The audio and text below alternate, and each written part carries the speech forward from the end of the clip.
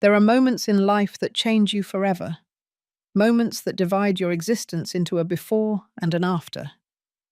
For me, that moment arrived in a cold hospital hallway, under flickering fluorescent lights, while nurses hurried past without looking at me. That night at the hospital, I understood that the most painful words are not the ones that are shouted, they are the ones whispered coldly, in front of strangers who lower their eyes awkwardly, pretending not to have heard anything. "Mum, my wife only wants family here." My son's voice sounded distant, as if coming from very far away, even though he was standing just 3 feet away. I searched his eyes, those eyes I had seen open for the first time 32 years ago. Those eyes that looked at me with adoration when he was a boy. Those eyes that now avoided mine as if he were ashamed to see me. And then, while I searched for some sign of regret, some glimpse of the son I knew, Robert completed the sentence that would tear me in two. "Don't insist. She has never liked you." The world stopped. The voices of the hospital became a distant murmur. People's footsteps turned into echoes. And I stood there, rooted in that hallway, feeling how something inside of me was breaking without making a sound. 12 hours on the interstate. 12 hours sitting on an old bus that smelled of diesel and stale fast food. 12 hours looking out the foggy window, watching towns, mountains, endless highways pass, while I imagined that moment, the moment I would meet my grandson. I had planned every detail in my mind throughout the trip. I imagined what it would be like to hold him for the first time, how his tiny head would smell, how his soft skin would feel against my cheek. I imagined Robert's eyes shining with emotion as he introduced me to his son. I imagined Laura, tired but happy, letting me help her. I imagined so many things, but I never imagined this. I never imagined that my own son would look at me as if I were an intruder, as if I were a problem to be solved, as if my presence, after 12 hours of travel, after a lifetime of sacrifices, were a nuisance. The first cry of my grandson that I heard came from behind a closed door, a small, fragile, beautiful cry, and I was on the other side, like a stranger who is not allowed to enter. I thought of all the times Robert cried as a baby, how I rocked him for hours in the middle of the night, walking barefoot across the cold house, singing him made-up songs, promising him that everything would be all right. How his father slept soundly while I held our son against my chest, feeling his cries turn into sighs, and his sighs into sleep. I thought of the nights of fever, the rushed trips to the emergency room, the fears that only a mother knows. And now that same son, that man whom I had held when the world frightened him, was telling me that I was not welcome at the most important moment of his life. My name is Brenda Miller. I am 61 years old. I was born in Dallas, Texas, in a house with a big backyard and oak trees. I grew up helping my mother in the kitchen, learning to make biscuits from scratch, listening to her advice about life and love. I got married young, at 22, to a good, hard-working man, a man of few words, but a firm heart. We had Robert when I was 25, and from that day on, my whole life revolved around that boy. When my husband died, Robert was 15, a massive heart attack on a random Tuesday. He left without saying goodbye, like someone who closes a door without making a sound. And there we were, Robert and I, trying to figure out how to move forward without him. I sold our small hardware business. I worked wherever I could. I cleaned dental offices in the early hours of the morning, my hands smelling of bleach and disinfectant. I worked reception in the afternoons, coming home with swollen feet and an aching back, but always with a smile for my son, because he was my reason for being, my engine, my everything. And now that everything was looking at me with eyes I didn't recognize. I remained silent in that hallway, not because I didn't have words, I had them, thousands. I wanted to yell that I had traveled 12 hours. I wanted to remind him of everything I had done for him. I wanted to ask him when he had turned into this man who treated me like an obstacle. But I didn't say anything, because my mother taught me that there are moments when silence is more dignified than any word. I nodded slowly, swallowed hard. I felt the tears burning behind my eyes, but I wouldn't let them fall. I wasn't going to give anyone that satisfaction. I grabbed my worn leather purse, that dark brown bag my mother gave me when I turned 30, so you can carry it in all the important moments of your life, she had told me. And I certainly had. That purse had been with me when Robert was born, when he graduated from college, when he moved to New York City, and now it was with me in this humiliation. I turned on my heel. I didn't say goodbye. I didn't say congratulations. I didn't say anything. I just walked, one foot in front of the other, down that endless corridor of St. Jude's Hospital. The fluorescent lights flickered over my head. The smell of disinfectant made me dizzy. I heard distant voices, laughter from other families celebrating births, cries of babies, announcements over the loudspeaker. I walked past other grandmothers holding their newborns. I saw them smile, cry with happiness, take pictures. I saw them being part of something beautiful, and I kept walking. I left the hospital at 9 o'clock at night. The cold New York City air of February hit my face. I stood on the sidewalk, watching taxis drive by, watching people entering and leaving the hospital, watching life continue its normal course while mine fell apart. I didn't know where to go. My return bus wasn't until the following afternoon. I had planned to stay several days, help with the baby, cook for Robert and Laura, be useful. But there was nothing left for me to do there. I took a taxi to a cheap hotel I found online, a small room with thin walls and a creaky bed. From the hallway, I could hear laughter, loud televisions, couples arguing. I sat on the edge of that unfamiliar bed and finally let the tears out. I cried as I hadn't cried since my husband died. I cried for all the broken expectations, for all the destroyed illusions, for that grandson who had just been born and whom they hadn't allowed me to meet. But most of all, I cried for my son, for the boy who hugged me tight and said, "I love you, Mummy," before falling asleep, for the teenager who cried in my arms when his father died, for the young man who promised me he would always be there for me. Where had that son gone? At what point had he become this man who saw me as a burden? I barely slept that night.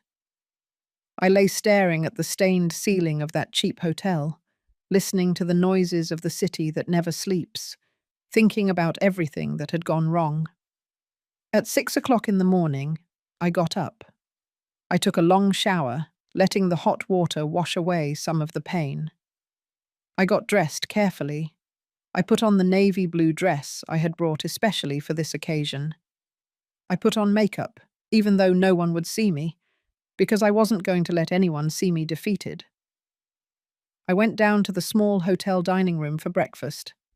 Weak coffee and hard pastry, but it didn't matter. I wasn't hungry anyway. I spent the day walking aimlessly through the city, just walking, looking in shop windows, sitting on park benches, watching families go by. Mothers with their children, grandmothers with their grandchildren, complete families, happy, together, and I was completely alone. At 4 o'clock in the afternoon, I went to the bus terminal. I sat on a plastic bench to wait for my bus. There were other people waiting too. An elderly woman was reading a magazine. A young man was listening to music with headphones. A family was eating sandwiches and soda pop. Everyone had somewhere to go. Everyone had someone waiting for them. And I only had an empty house back in Dallas. The bus left at 6 o'clock. Another 12 hours of travel. But this time I wasn't looking out the window imagining happy moments. This time I only saw my reflection in the dark glass. A 61-year-old woman, tired, sad, alone. I wondered if Robert would notice I was gone, if he would care, if he would ever think I should have treated my mother better. But something told me no. Something told me that at this moment he was completely happy with his new family, with his wife, with his son, and I was just an uncomfortable thought he preferred to forget. I arrived in Dallas at 6 o'clock in the morning. The sun was just beginning to rise. The streets were empty. I took a taxi home. When I opened the door, everything was exactly as I had left it. The coffee mug I hadn't washed before leaving, the newspaper from the day before, the silence. That silence that used to be peace and was now loneliness. I dropped my suitcase on the floor. I hung my leather purse on the hook by the door. I made myself a cup of coffee and sat at my kitchen table. The same table where Robert and I used to have breakfast together when he was a boy. The same table where he did his homework while I cooked dinner. The same table where now I was completely alone. And it was there, sitting in that familiar kitchen, drinking coffee that tasted bitter, when my phone rang. It was an unknown number, New York City. For a second, my heart leaped. It's Robert, I thought. He regretted it. He's going to apologize. I answered with a trembling voice. Hello, Mrs. Brenda Miller? It was not my son's voice. Yes, that's me. Good afternoon, Ma'am. We're calling from St. Jude's Hospital, Billing and Collections Department. My blood ran cold. Yes, we have an outstanding balance on the birth account for your daughter-in-law, Mrs. Laura Torres Miller. The insurance covered most of it, but there is an outstanding balance of $10,000 for the type of room they requested and some special medications not covered by their policy. $10,000. Your son, Mr. Robert Miller, provided us with your number as an emergency contact for payment issues. Emergency contact for payment issues. Not to meet my grandson, not to be present, to pay. Ma'am, are you listening to me? I felt the coffee getting cold in my hand. I felt my heart beating slowly, very slowly. And at that moment, I understood everything. Robert hadn't given my number to the hospital because he wanted me to be close. He had given it because he needed my money.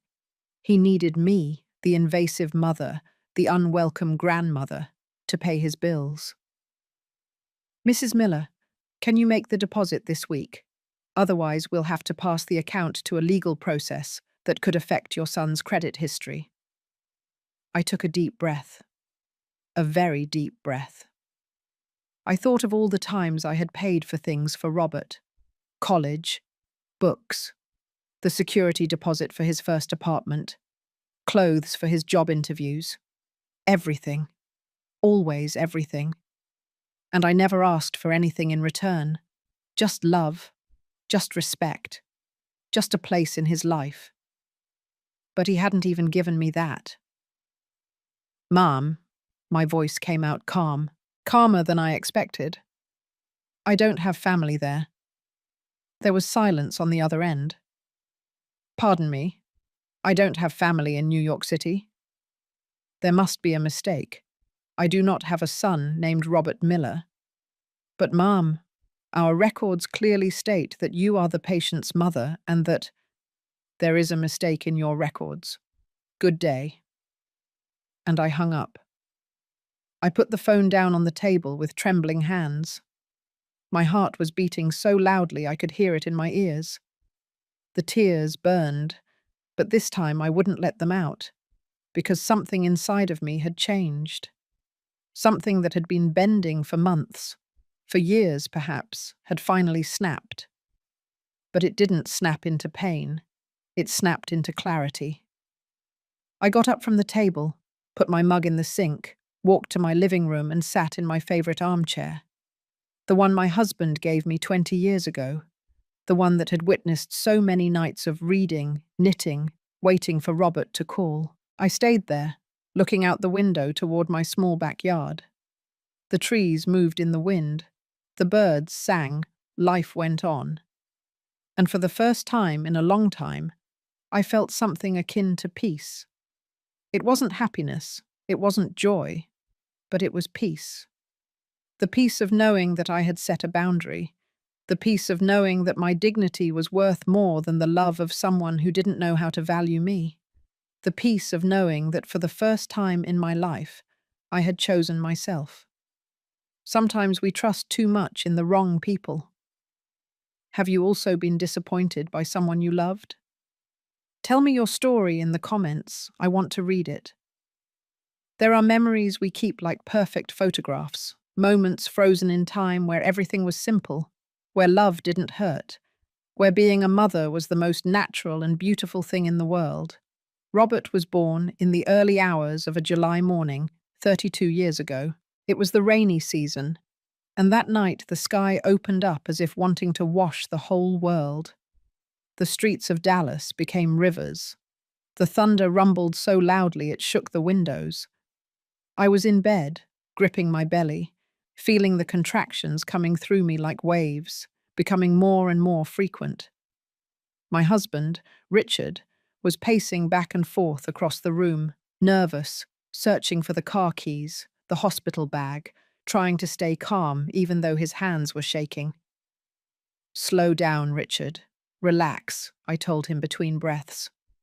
"We have time." But we didn't have much time. The contractions became more intense, more frequent. My body knew it was time, even though my mind wasn't ready yet to face the unknown. Richard helped me down the stairs. The rain soaked us in the few seconds it took to get to the car. He drove like I'd never seen him drive. Fast but careful, his hands clenched on the steering wheel. The wipers struggled against the downpour. "Hold on, honey. We're almost there." I was in the back, breathing as they had taught me in prenatal classes, counting the seconds between each contraction, watching the city pass by blurred in the rain through the window. And I was thinking, in a few hours, I'm going to meet my son. We arrived at Metro General Hospital at 3 o'clock in the morning. The nurses greeted me with professionalism, but also with warmth. They put me in a gown, hooked me up to monitors, checked me. "You're very far along, Ma'am. This baby is in a hurry." Richard stayed with me the whole time. He held my hand. He wiped the sweat from my forehead. He told me again and again, "You're doing great. You're incredible." And when the moment finally came to push, when I felt my body tearing in two, when the pain was so intense I thought I wouldn't survive, I heard the cry of my son. "It's a boy," the doctor announced. "A beautiful, healthy boy." They placed him on my chest. He was wet, wrinkled, perfect. His eyes were closed and his fists were clenched. And when I felt his skin against mine, when I heard his small, rapid breathing, I knew my life had changed forever. "Hello, my love," I whispered. "I'm your mummy." Richard was crying beside me. He hugged both of us. And at that moment, in that hospital room at 5 o'clock in the morning, with the rain still hitting the windows, we were the happiest family in the world. We named him Robert, after my grandfather, a man who worked in construction, with calloused hands and a huge heart, a man who fixed everything with patience and never raised his voice, who looked you in the eye when you spoke and made you feel like you were the most important person in the world. "May he be like him," I told Richard as I rocked our newborn. "May he be good. May he be noble."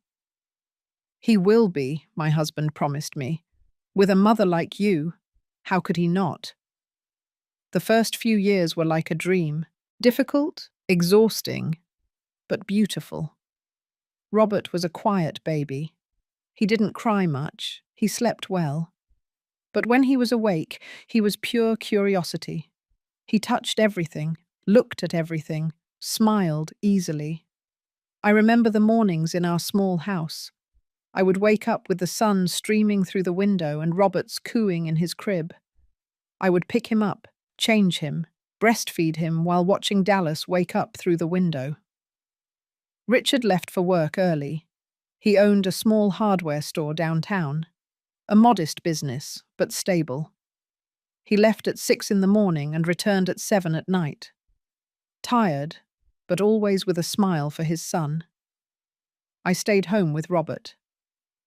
Back then, I didn't work outside the home. We were a traditional family. Richard provided, I cared for the home, and I didn't mind. I loved it. I loved watching my son grow, watching him learn to sit up, to crawl, to walk. I loved hearing him babble his first words. Mommy was the first. Of course it was the first, because I was the one who was always there. When Robert turned 2, he started helping me in the kitchen. Well, helping is a strong word. He mostly made a mess. He stood on a stool next to the stove and stirred whatever I was cooking. He spilled flour, smeared dough on his face, laughed, and I laughed with him. We made cookies together. I showed him how to knead. His little hands tried to copy my movements. His cookies came out crooked, thick, but we baked them anyway and ate them together, laughing at how imperfect they were. When you're big, I would tell him, you're going to make the best cookies in Dallas. Like yours, Mummy, he'd say, better than yours. The house always smelled of vanilla and cinnamon, fresh coffee, homemade comfort food, of home. On Sundays, Richard, Robert, and I went to the park. We brought an old blanket and sat under the trees. Robert ran on the grass, chased pigeons, played on the playground equipment. Richard and I watched him from the blanket, holding hands, feeling like we had everything we needed. We're lucky, Richard would say to me. We are, I would reply. And we were. Robert grew up, from baby to boy, from boy to preteen. Each stage brought its challenges, but also its joys. When he started elementary school, I was one of the mothers who never missed a meeting, who baked cupcakes for the school carnivals, who helped with the costumes for the school play, who knew all the teachers by name. Robert was a good student, not necessarily the best in the class, but hard-working and responsible. We did homework together at the kitchen table. I explained math to him, even though I didn't always understand it well. He read me his English compositions, stories about superheroes, about dinosaurs, about space adventures. You're going to be a writer, I told him. No, Mommy, I'm going to be an engineer, like Uncle John. My brother was a civil engineer. Robert admired him. Every time my brother came to visit us, Robert bombarded him with questions. How are bridges built? Why don't buildings fall down? How does this work? How does that work? And my brother patiently explained everything. This kid is going to go far, he would tell me. And I believed him. The years passed quickly, too quickly. One day Robert was 5 years old and fit in my arms, and suddenly he was 15 and taller than me. It was in those years that Richard got sick. No, he didn't get sick. He died. Just like that, without warning, without goodbyes. It was a Tuesday in October. I remember the day perfectly because it was a normal day, completely normal. We had breakfast together. Richard left for work as always. He kissed me on the forehead. See you tonight, honey. But we didn't see each other that night.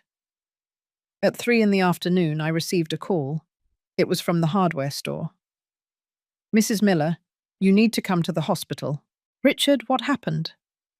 He had a heart attack. He's at Metro General Hospital.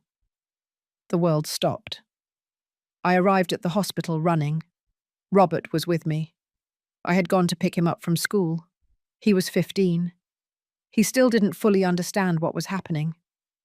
A doctor came out to talk to us, a young man with tired eyes.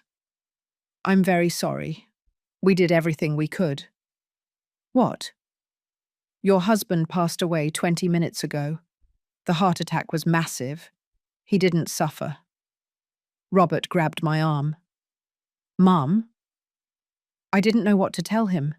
I didn't know how to tell him that his father was gone, that we would never see him again, that our family of 3 was now a family of 2. They let us see him. He was on a gurney. He looked asleep, peaceful, as if he might open his eyes at any moment and say, "What happened? Why are you crying?" But he didn't. Robert slowly approached. He touched his hand. "Dad?" Silence. And then my son, my Robert, that teenager who was almost a man but was still my boy, collapsed. He cried like I hadn't seen him cry since he was a baby. A heartbreaking cry. The cry of someone who has just lost their world. I hugged him.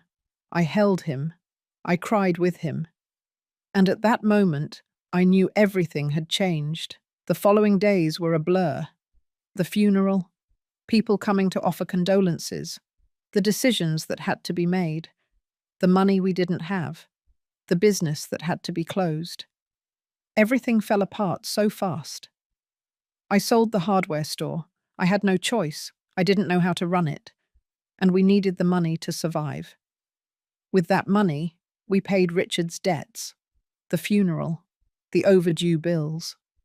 And I saved what was left for Robert's education, because my son was going to college.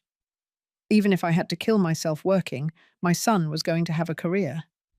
I started working wherever I could. A dental clinic needed someone to clean the offices. They paid me little, but it was something. I started at 5 in the morning. I cleaned floors, bathrooms, windows.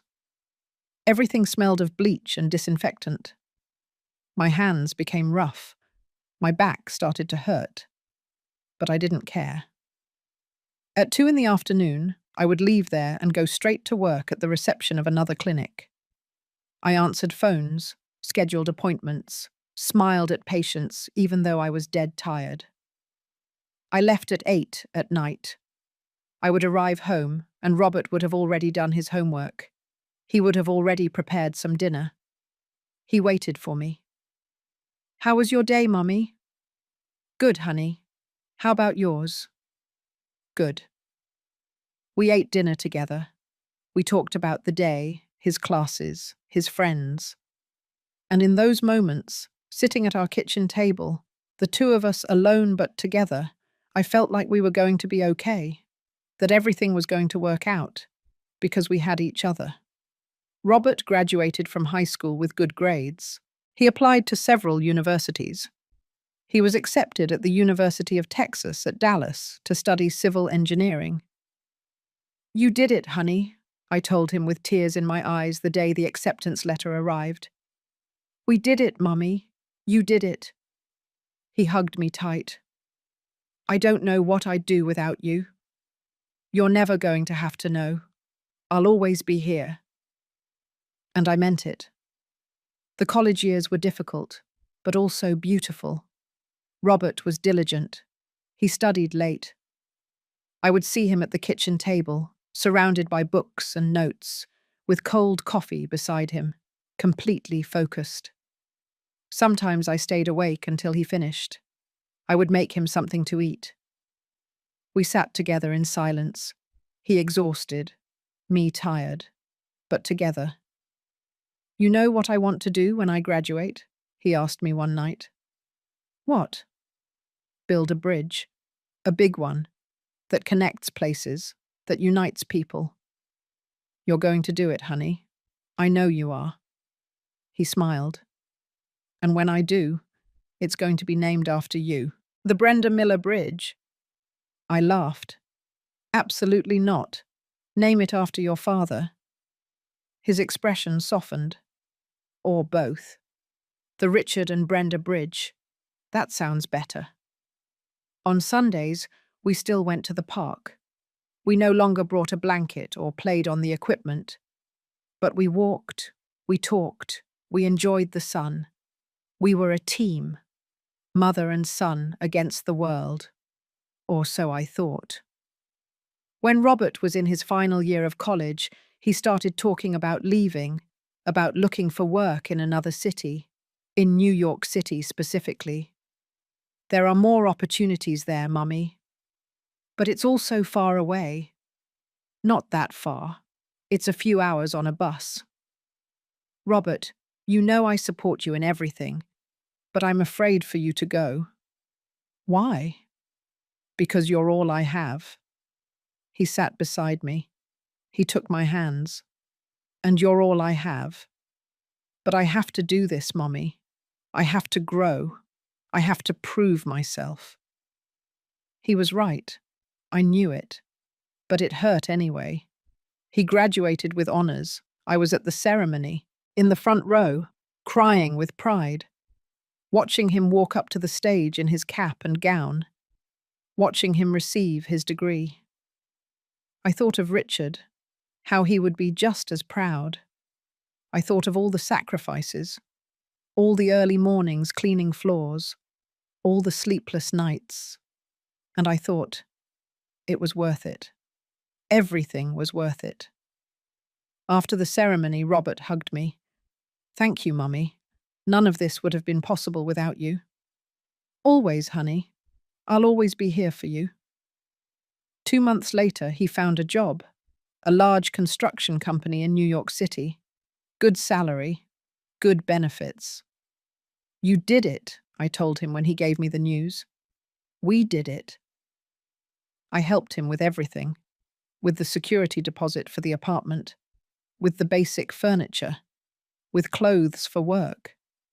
I spent almost all my savings, but I didn't care. It was for my son.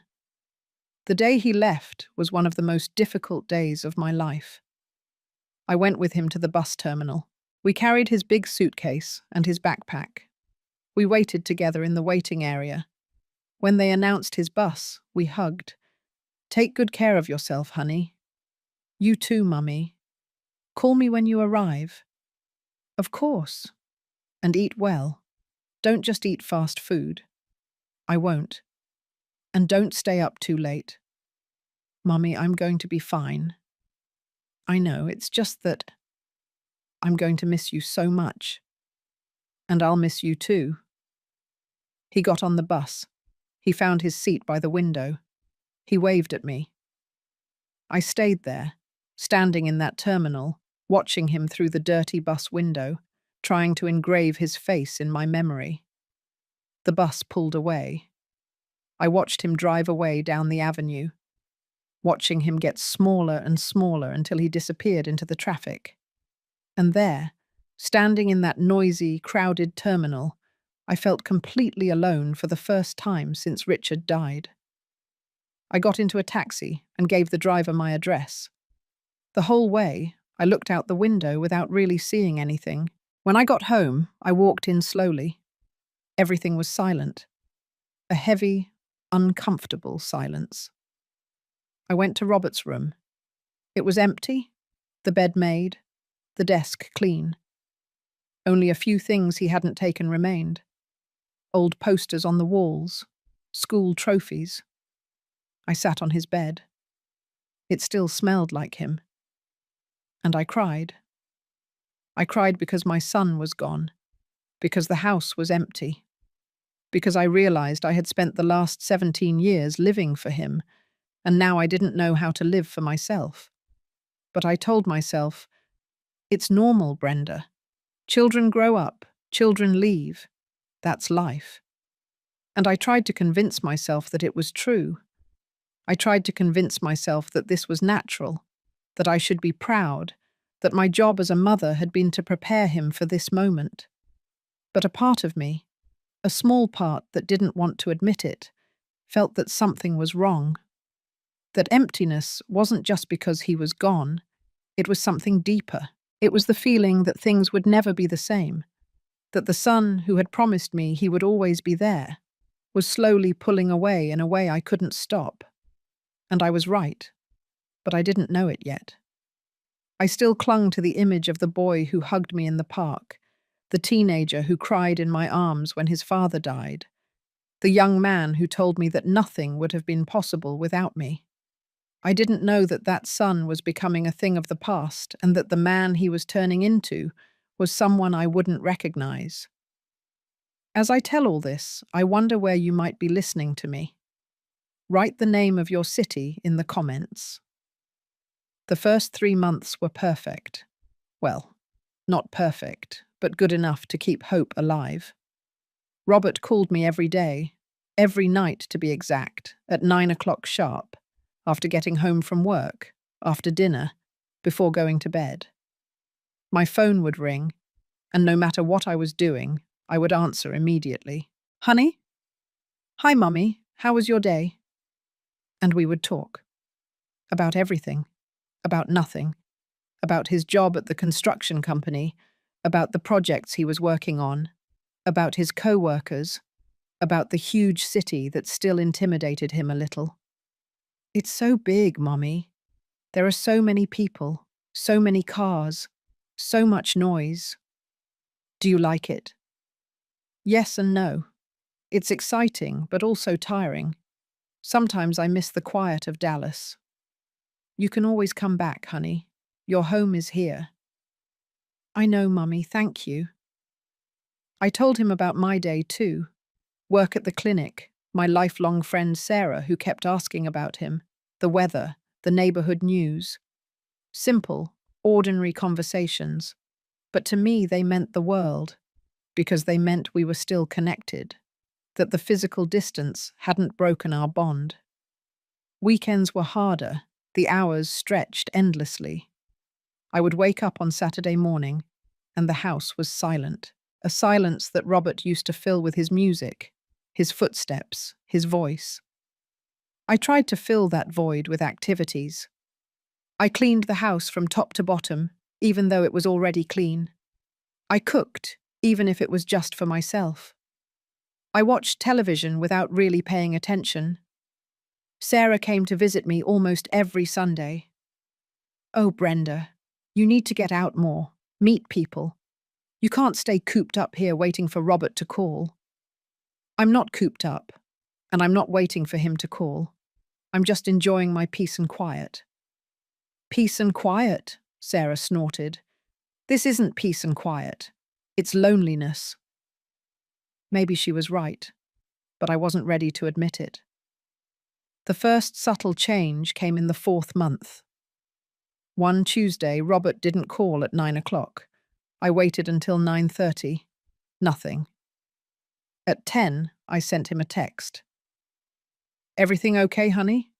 He replied an hour later. Yeah, Mummy. Sorry, time got away from me. No problem. Want to talk? I'm really tired. Can we talk tomorrow? Of course, honey.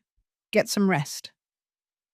The next day he did call, but the conversation was shorter. 15 minutes instead of an hour. Sorry, Mummy. I have to finish some work stuff. It's okay, honey. Don't worry. I believed him. Of course I believed him. It was natural that he would be busy, that work would absorb him, that he would have less time. But then it went from calling every day to calling every other day, and then every 3 days, and then once a week. The change was gradual but constant, like a tide receding so slowly that you don't realize it until you're standing on the empty beach, wondering where the ocean went. When we did call, his voice sounded different, distant, as if he was thinking about other things while talking to me. Robert, are you okay?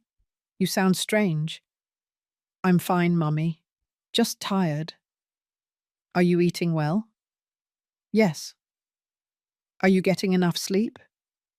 Yes, Mummy. Are you sure everything is fine? A sigh on the other end. Yes, Mum. Everything is fine. I've just been really busy. I understand, honey. I don't want to bother you. You're not bothering me. But his tone said otherwise. I tried not to be intense, not to call him so much, to wait for him to reach out. But the days between calls got longer. 1 week, 2 weeks. There was one time when 18 days passed without us talking.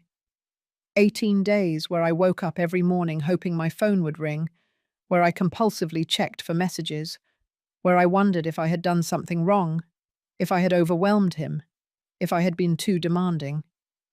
When he finally called me, after those 18 days, I tried to sound casual. "Honey? What a surprise." "Hi, Mummy. How have you been?" "Good, good. And you?" "Very busy. Work is intense." "So intense you can't call your mother?" I said it jokingly, but it came out sharper than I intended. Uncomfortable silence. "I'm sorry, Mummy. I've really been swamped with work." "I understand. It's just that I miss you, honey. I miss talking to you. And I miss you too. But you have to understand that my life here is different. I have a lot of responsibilities." "I know. I don't want to pressure you. I just want to hear from you. And you will hear from me. I promise I'll call more often." But he didn't. The calls continued to space out. And when we talked, they were briefer each time, more superficial. He no longer told me about his day. He no longer asked about mine. They were functional conversations, like fulfilling a duty. "How are you?" "Good. What have you been doing?" "Working. Anything new?" "No." "Well, honey, I'll let you rest." "Okay, Mummy, take care," and we would hang up. I was left with the phone in my hand, feeling how something invisible but real was breaking between us. It was on one of those brief, almost perfunctory calls that Robert dropped the bomb. "Oh, Mummy, I met someone." My heart skipped a beat, not out of alarm, out of excitement. A girlfriend. My son had a girlfriend. "Really, honey, that's wonderful. Tell me everything." For the first time in weeks, I heard genuine excitement in his voice. "Her name is Laura. She's an architect. She works at the same construction company." "That's great, honey. What's she like?" "She's incredible, Mummy. She's smart, talented, beautiful. She's 28. She graduated from NYU." 28. Robert was 24. She was older, but it didn't matter. "I'm so happy for you, honey. Have you been dating long?" "About 2 months." 2 months. And he was just telling me now. "And how is everything going?" "Really well. Honestly, I'm so happy, Mummy. I haven't felt this way in a long time." His happiness was palpable, genuine, and I was happy for him. A mother always wants to see her son happy. "I would love to meet her, honey." There was a small pause. "Yeah, sure. Sometime." "Sometime, Mummy. It's still really early. We're just getting to know each other." "But you've been dating for 2 months." "Yeah, but we'll see. I don't want to rush things." I nodded, although he couldn't see me. "It's all right, honey. Whenever you want." "Thanks for understanding." "Will you send me a picture of you two?" Another pause. "Later, okay? I have to go. Laura is waiting for me." Laura is waiting for me. Those 4 words stabbed my chest, and I didn't know why. "Okay, honey. Have fun." "Thanks, Mummy. I love you." "I love you too." He hung up before I could say anything else. I sat in my armchair, looking at the phone, trying to process what had just happened. My son had a girlfriend. It was good news. I should be celebrating. So why did I feel this knot in my stomach? I tried to convince myself it was just a mother's nerves, that it was natural to worry, that any mother feels something when her son starts a serious relationship. But it was more than that.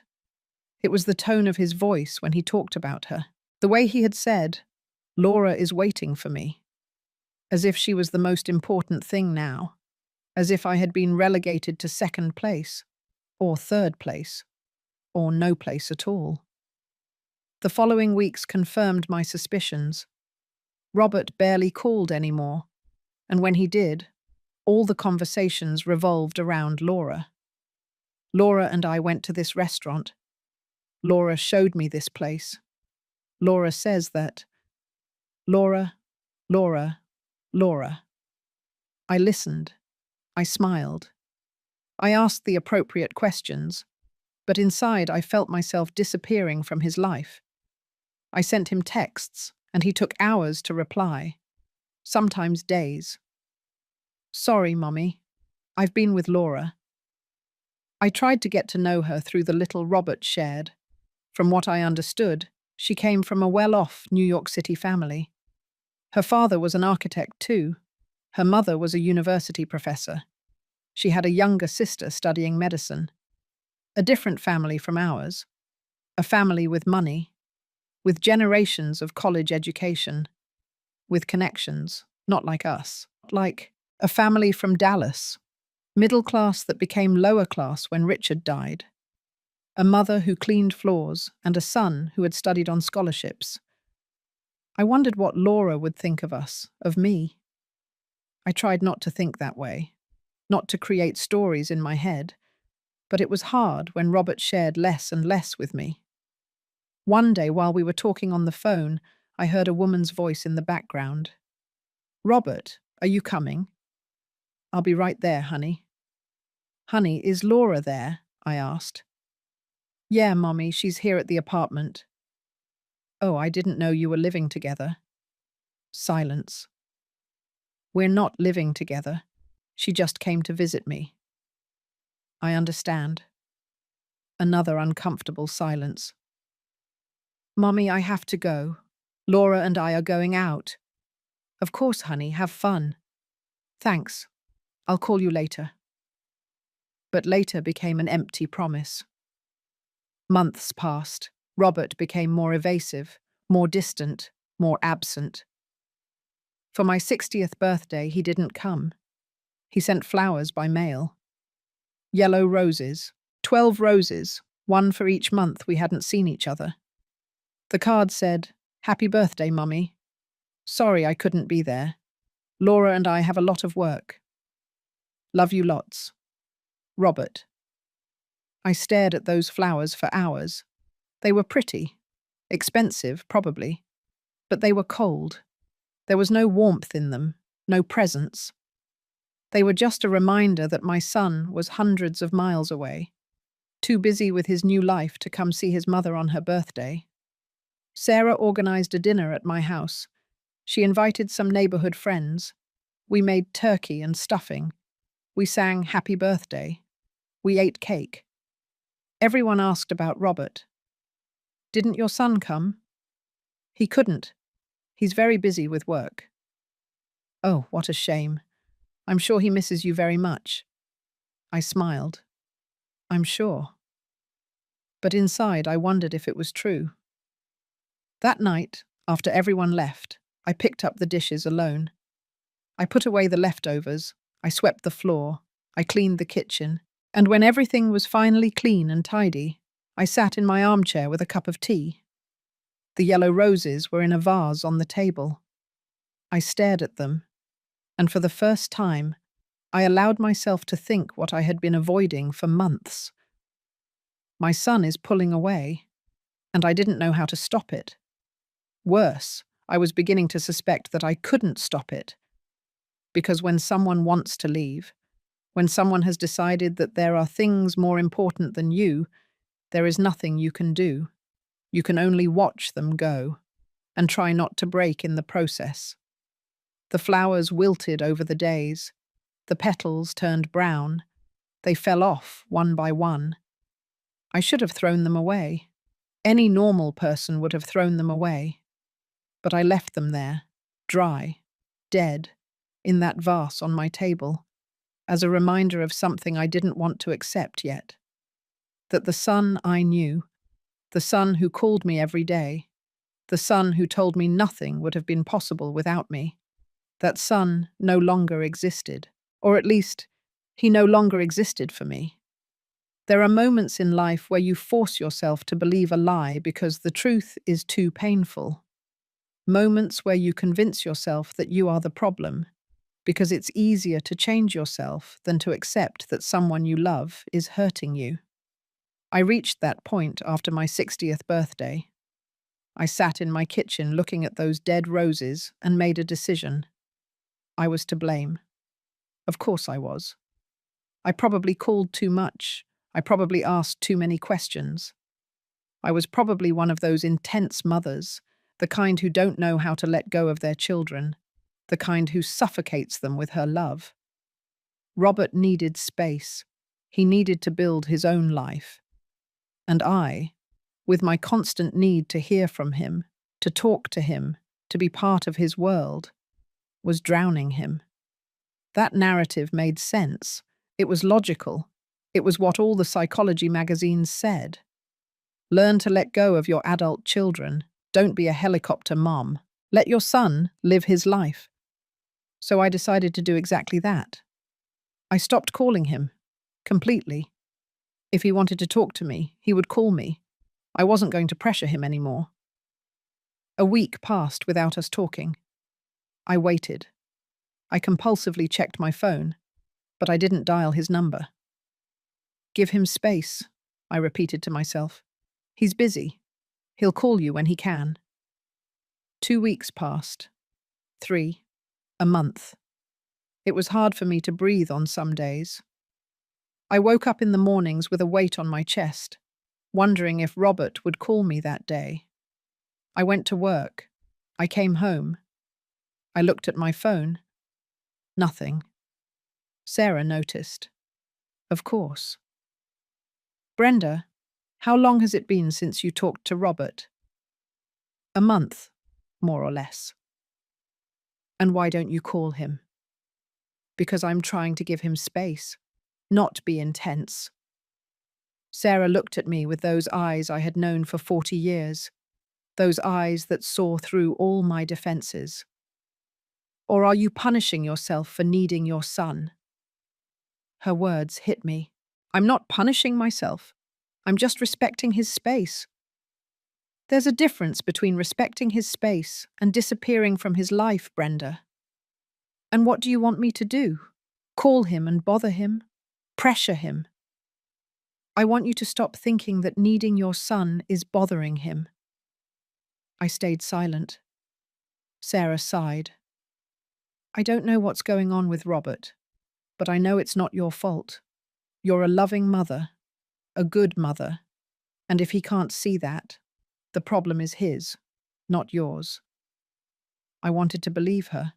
I really did. But it was easier to blame myself. In the 5th week, my phone finally rang. It was Robert. My heart leaped so violently I thought it would jump out of my chest. I took 3 deep breaths before answering. I tried to sound casual, as if I hadn't been waiting for this call for 35 days. Honey? Hi, Mummy. How have you been? His voice sounded cheerful, light, as if nothing had happened, as if we hadn't gone more than a month without speaking. Good, honey. And you? Very well. Very well. In fact, I called you because I have some news. My heart sped up again. What happened? Laura and I are getting married. The world stopped. All the background noise disappeared. The ticking of the kitchen clock, the hum of the refrigerator, the distant barking of a dog on the street. Everything went silent. Mummy, are you there? Yes, sorry, honey, What a surprise. A good surprise? I swallowed hard. Of course it is. Congratulations, honey. I'm so happy for you. Was I happy? I didn't know. I felt so many things at the same time that I couldn't distinguish one emotion from another. Joy because my son was happy. Fear because everything was changing too fast. Pain because I barely knew this woman with whom my son would share his life. And a question I didn't dare ask out loud. Is there room for me in this new family you're building? Thanks, Mummy. I'm very excited. I can imagine. When is the wedding? In 3 months. It's going to be something simple. In New York City. Just close family and intimate friends. Of course. I'll definitely be there. There was a pause. Small, but noticeable. Great. I'll send you the details by email. By email? Yeah, Mummy. Laura is organizing everything online. It's easier that way. I understand. I didn't understand anything. Well, Mummy, I have to go. I need to keep calling people. Have you told many people already? Yeah. Laura's parents, her sister, some friends. And you're just telling me now? It slipped out. I didn't want to sound resentful, but it sounded exactly like that. Mummy, please don't start. I'm not starting anything, I'm just asking.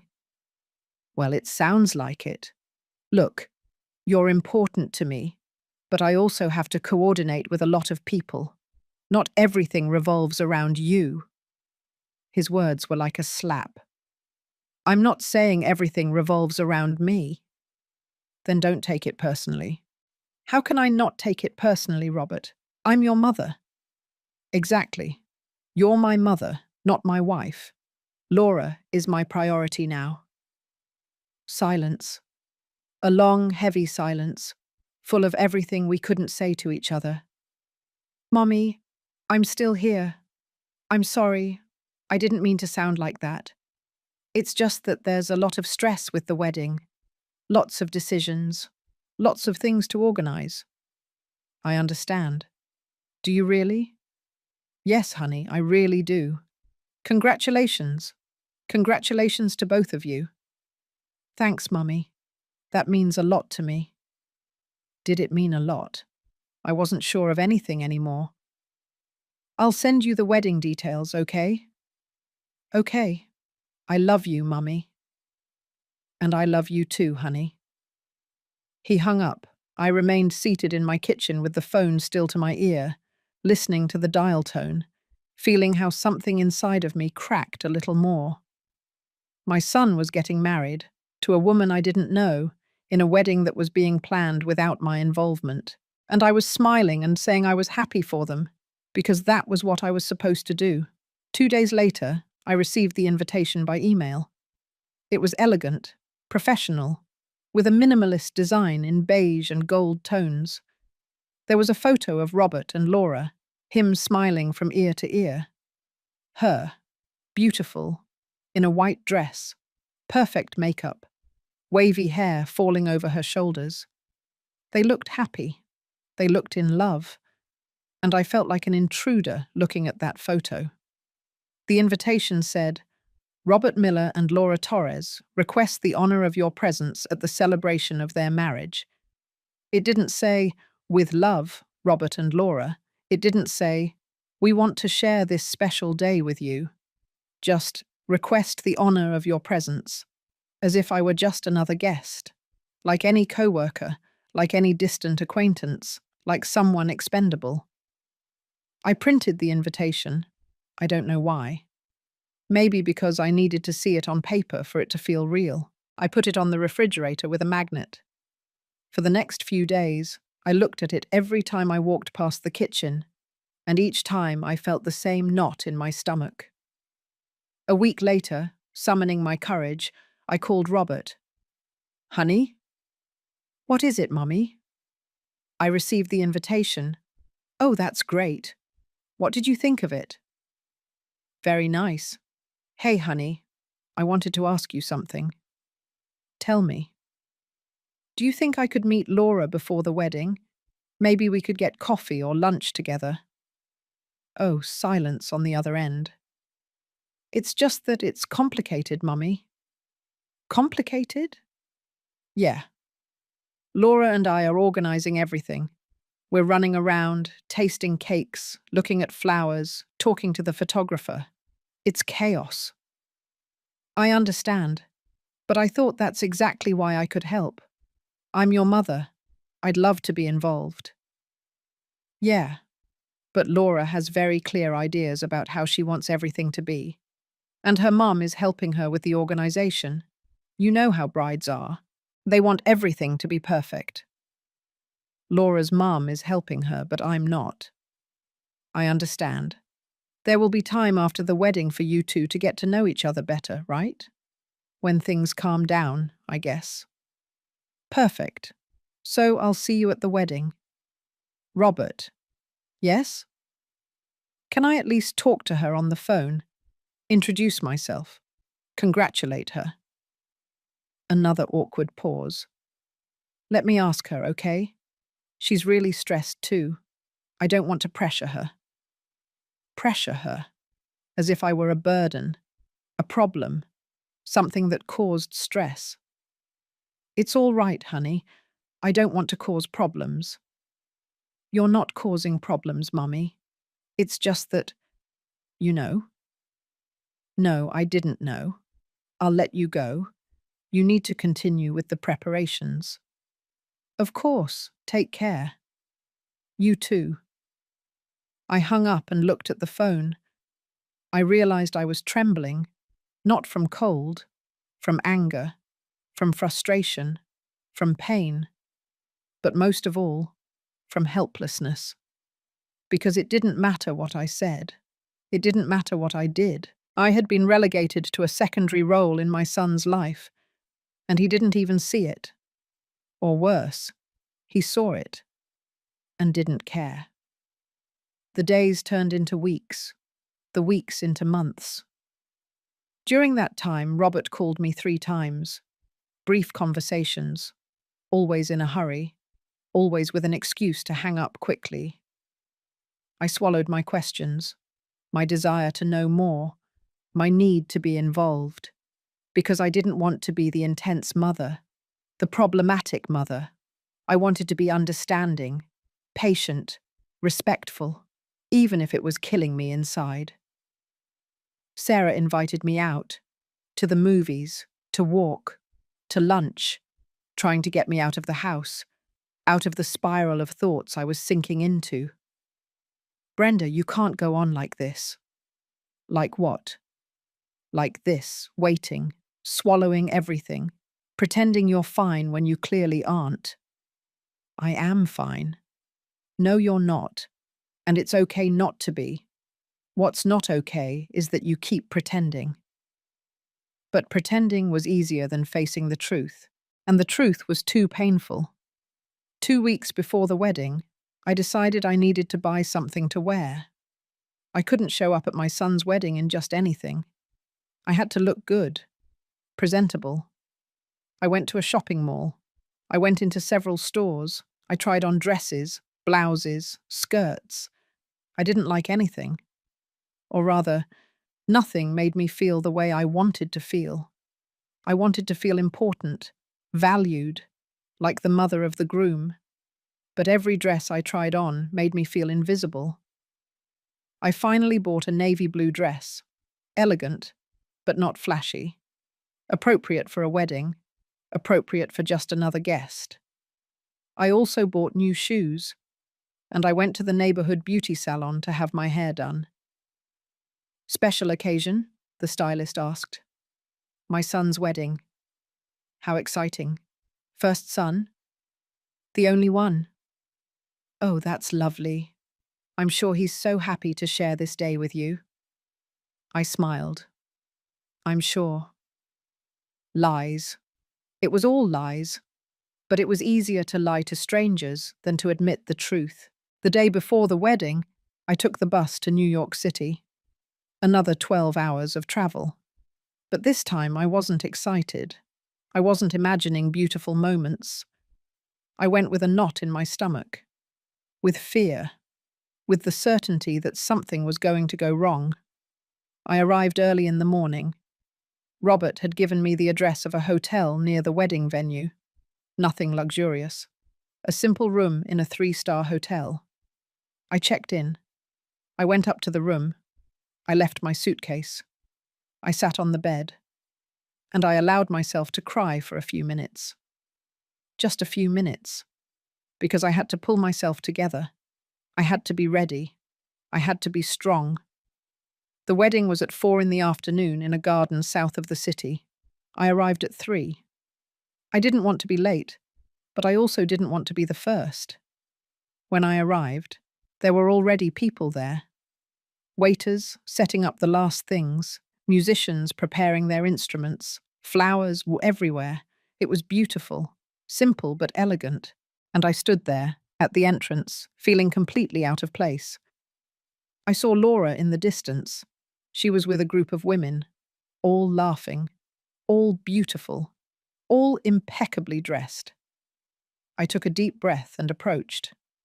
Laura turned around. She looked me up and down. Her eyes lingered a second longer than necessary on my shoes, my dress, my hair. And in that second, I knew exactly what she was thinking. This woman doesn't fit here. But she smiled. A perfect, practiced smile. You must be Brenda, Robert's mother. Yes, nice to finally meet you, Laura. I reached out to hug her. She accepted it, but it was mechanical, without warmth, like hugging someone you were forced to hug. She quickly pulled away. It's nice to meet you. Robert has told me so much about you. Had he? I doubted it. You too. You look beautiful. Thank you. Uncomfortable silence. Well, excuse me. I have to continue greeting guests. You know how it is. And she left, without another word, without asking how I was, without asking about the trip, without introducing me to the women she was with. She just left. I stood there, in the middle of that beautiful garden, surrounded by strangers, feeling more alone than ever. I looked for Robert. I found him near the altar, talking to some men in suits. He looked nervous but happy. I approached. Honey? He turned around. Mom, you made it. He hugged me. It was a quick hug, the kind you give when people are watching. Of course I made it, honey. I wouldn't miss it for anything. I'm glad. Hey, thanks for coming. As if I had a choice not to come. How are you feeling? Nervous, excited, all rolled into one. That's normal. Yeah. One of the men called him. Excuse me, Mom. I have to get back to this. We'll talk later, okay? Of course, honey. And he left too. I was left there, alone, again. I looked for my seat in the chairs. There were name cards. I found mine. 3rd row, not the first. Not next to the immediate family. The 3rd. I sat down. I looked around. The 1st row was reserved for Laura's parents. The 2nd for the grandparents and aunts and uncles. I, the mother of the groom, was in the 3rd row, among distant cousins and family friends. As if I were an afterthought, someone who wasn't that important. I swallowed hard. I tried not to cry. It doesn't matter, I told myself. What matters is that Robert is happy. But it did matter. Of course it mattered. The ceremony began. It was beautiful. Robert looked so happy. Laura looked radiant. When they exchanged vows, I cried. But they weren't tears of joy alone. They were tears of grief. Because something told me I was losing my son, not to a new life. I was losing him. After the wedding, everything fell into silence. Not the kind of peaceful silence that comforts you, but the kind of deafening silence that constantly reminds you of what you've lost. Robert called me once after returning from their honeymoon, a week in Maui, Hawaii, that I saw completely documented on Laura's social media. Photos on the beach, in elegant restaurants, toasting with champagne glasses, smiling, kissing, happy. I liked every photo. I commented things like, "So beautiful," or "Enjoy yourselves." Laura never replied to my comments, not a single one. When Robert finally called, he sounded relaxed, content. "Hi, Mummy. How have you been?" "Good, honey. How was the honeymoon?" "Incredible. Maui is beautiful. You should go sometime." "Maybe." "With what money?" I wanted to say, but I didn't. "And what have you been up to?" "The usual. Work. The house. Nothing special." "That's good." Silence. "Well, Mummy, I just called to say hi. We're organizing the apartment. Laura brought a lot of stuff, and we have to put everything away." "Of course, honey. Don't worry. I'll call you soon, okay?" "When you can. Take care." "You too." He hung up. 5 minutes. The conversation lasted 5 minutes. I was left staring at the phone, feeling that emptiness in my chest getting bigger. The days turned into weeks, the weeks into months. Robert called me every 2 or 3 weeks. Brief, superficial conversations, always in a hurry. "How are you, Mummy?" "Good, honey. And you? How is everything with Laura?" "Good, good. Everything's quiet." "I'm glad." "Hey, when are you coming to visit me? It's been so long since I've seen you both." "Soon, Mummy. Soon, soon." That word became an empty promise, a placebo he gave me to keep me quiet. But soon never came. I tried to fill my days. Sarah and I signed up for knitting classes at the community centre. I learned to make scarves, hats, baby blankets. "Who are those little blankets for?" Sarah asked me one day. "For when I have grandchildren," I replied without thinking. Sarah looked at me but didn't say anything. We both knew that was a long way from happening. Or so I thought. It was on one of those bi-weekly calls that Robert gave me the news. It was a Tuesday night. I was watching television when my phone rang. I saw his name on the screen, and my heart did that leap it always did when he called. "Honey?" "Hi, Mummy, how are you?" "Good. Is everything okay there?" "Yeah, very good. Actually, I have some news." Something in his tone alerted me. He sounded excited, nervous, like when he was a boy and had something important to tell me. "What's wrong?" "Laura is pregnant." The world stopped. All the background noise disappeared. The television, the hum of the refrigerator, the street traffic.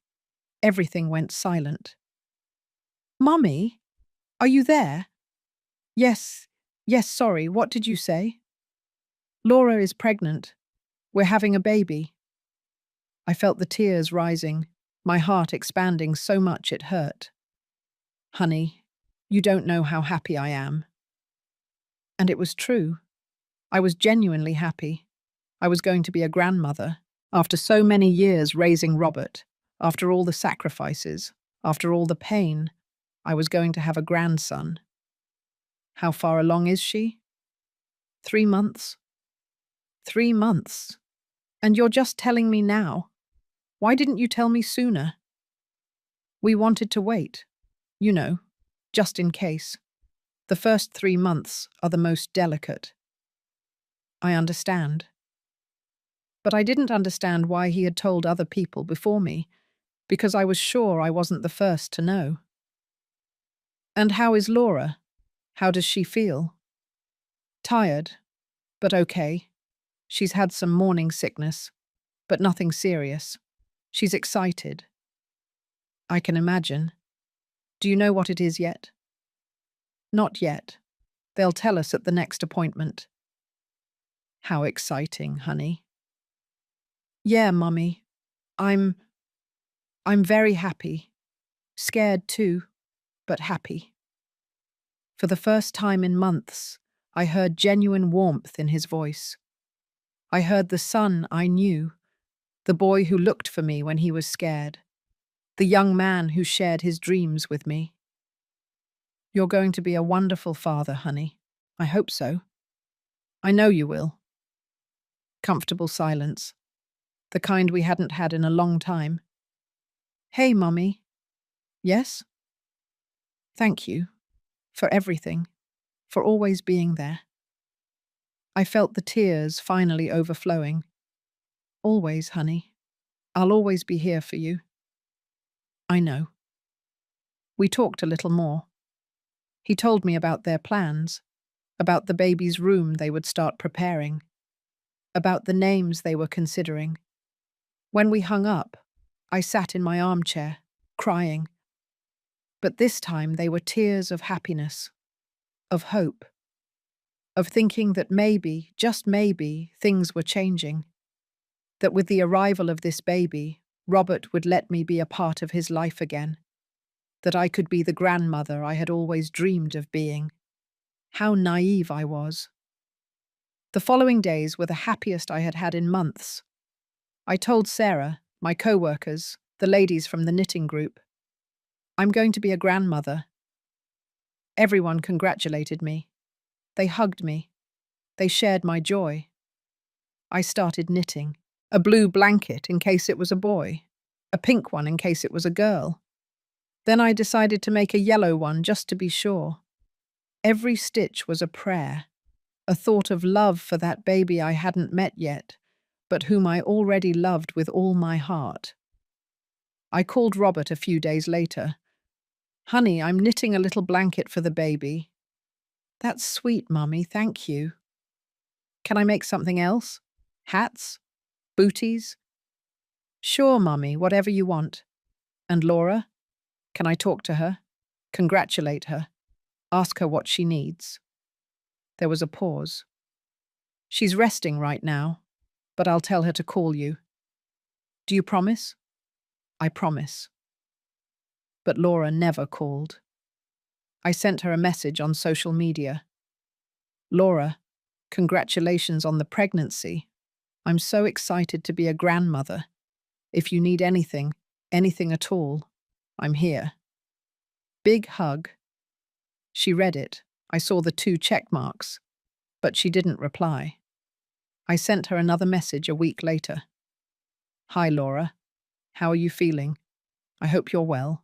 Sending a hug. She read it. She didn't reply. I tried not to take it personally. I told myself she was busy, that the pregnancy had her tired, that she probably didn't even realize she wasn't responding to me. But something inside me knew that wasn't it. I called Robert again. Honey, I sent Laura some messages, but she hasn't replied. Is she okay? Yeah, Mummy. She's fine. She's just very tired. You know how pregnancy is. Can you tell her to call me? Even for 5 minutes. I'd like to talk to her. Another awkward silence. Mummy, Laura isn't much for talking on the phone. She prefers texts. But she's not replying to my texts. Give her time. She's very sensitive right now with the pregnancy. There was always an excuse. There was always a reason why I couldn't get closer. Months passed. I followed Laura's pregnancy on social media. She posted photos of her bump, of the clothes they were buying, of the baby's room they were decorating. It was a boy. They were going to name him Liam. Liam. My grandson would be named Liam. I commented on every post. How beautiful. I can't wait to meet my Liam. I love you both. Laura never replied. Not once. But she did reply to other people's comments, her friends, her family. She only ignored mine. I tried not to give it too much importance. I told myself it was my imagination, that I was being paranoid. But it was hard to ignore the obvious. I sent a package by mail, the blanket I had knitted, a teddy bear, a card. The card said, For my future grandson. I can't wait to meet you. I already love you more than words can express. Your Grandma Brenda. 2 weeks passed before I received a text from Robert. Mommy, your package arrived, thanks. The blanket is nice. That was it. Not a photo of Laura holding the blanket. Not a thank you message from her. Nothing. Just, the blanket is nice. As if it were just any object, not something I had made with my own hands. With love. With hope. I called Robert. Honey, did Laura like the blanket? Yeah, Mommy. I already texted you. I know, but I thought maybe she would call me to thank me. Mummy, I already told you. She's not very expressive. Not even a text. She's very tired. The pregnancy has her exhausted. Always the same excuse. And you, honey? How do you feel? Nervous? Yes, very nervous, but also excited. Have you gone to prenatal classes? Yes, Laura and her mum go together. Laura and her mum, not Laura and me. And do you go with them? Sometimes, when I can get off work. That's good, honey. I wanted to ask him why I wasn't invited, why Laura's mum could be involved, but I couldn't. But I was afraid of sounding resentful, of sounding like the problem. So I swallowed it, as I swallowed everything. Hey, honey, I wanted to ask you something. Tell me, when Liam is born, can I come meet him? It should have been a ridiculous question. Obvious. Of course, a grandmother can go meet her grandson, but something in our silence told me that nothing was obvious with them. Of course, Mummy, of course. When? The same day he's born. We better wait to see how everything goes, okay? Birth can be complicated. Laura is going to need time to recover. I understand. But after, yes, right? Can I go after? Yes, Mummy, we'll see how we organize everything. We'll see. Another vague promise. Another way of saying maybe without saying no. It's all right, honey. Hey, Mummy, I have to go. Laura is calling me. Of course. Say hi to her for me. I will. Take care. He hung up. I was left sitting in my kitchen, looking at the photos I had taped to the refrigerator. Old photos of Robert, the day he was born, his first day of school, his graduation. And I thought about how that baby in my arms had become a man who kept me at a distance, how that relationship that had been my reason for living for 32 years was falling apart, and I couldn't do anything to stop it. Sarah came to visit me that afternoon. How are things with Robert? Good. Laura is pregnant. That's wonderful. When is she due? In 3 months. Have you planned when you're going to go? I stayed silent. Brenda, were you invited? Robert says yes, after the birth. After? Not the same day? He says Laura will need time. Sarah looked at me with those eyes that saw everything.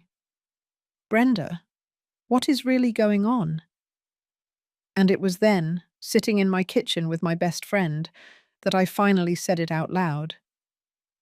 I think Laura doesn't want me around. Why do you think that?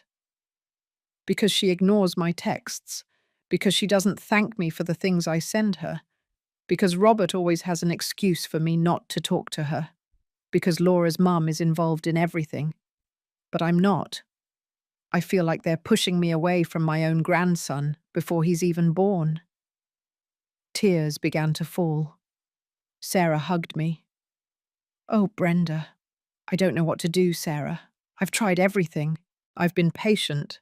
I've given space. I've tried not to pressure them. But nothing works. Have you talked about this with Robert? I can't. If I do, I'll sound like the problematic mother-in-law, the intense grandmother, and then they really will push me away completely. but you can't stay quiet forever. And what do you want me to do? Demand it? Complain? I already lost my son. I can't risk losing my grandson, too. Sarah sighed. You haven't lost your son. But we both knew I had. Or at least I had lost the son I knew, that son who called me every day, who included me in his life, who made me feel important. That son no longer existed, and the man he had become saw me as an obligation, as something he had to manage, as a problem to be solved. 2 weeks before Liam was due, I summoned my courage and called Robert. Honey, I need to talk to you. I want to be there when Liam is born. Silence. Mummy, we already talked about this. No, we didn't talk. You told me we would see, but I need to know. I need to plan. I need to buy my ticket. It's just that I don't know if it's a good idea, Mummy. I felt the floor open up beneath my feet. What? Laura is very nervous, very anxious. The doctors say she needs to be calm. And I won't let her be calm? It's not that. It's just that having a lot of people around stresses her out. A lot of people? I'm your mother. I'm the grandmother. I know, Mummy, but… I heard voices in the background, Laura saying something I couldn't catch. Mummy, we better talk later, okay? No, Robert, please, just tell me the truth. Does Laura not want me to come? Silence, long, too long.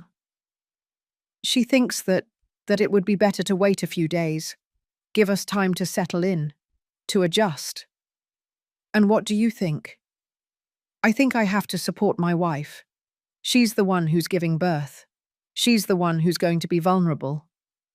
I won't hurt her, Robert. I didn't say you would hurt her. Then why can't I go? Because she needs space, Mommy. Why can't you understand that? His tone became defensive, frustrated. I do understand, honey. What I don't understand is why Laura's mum can be there, but I can't. Because she's her mum, and I'm yours. It's different. Why is it different? Because it is, Mummy. Just let it go. Robert, Mummy, please don't make things difficult. I'm already stressed enough. Laura is about to give birth. I have a lot of work. I'm trying to keep everything under control. Can you, for once, not make this harder? His words hit me like a slap. Make what harder?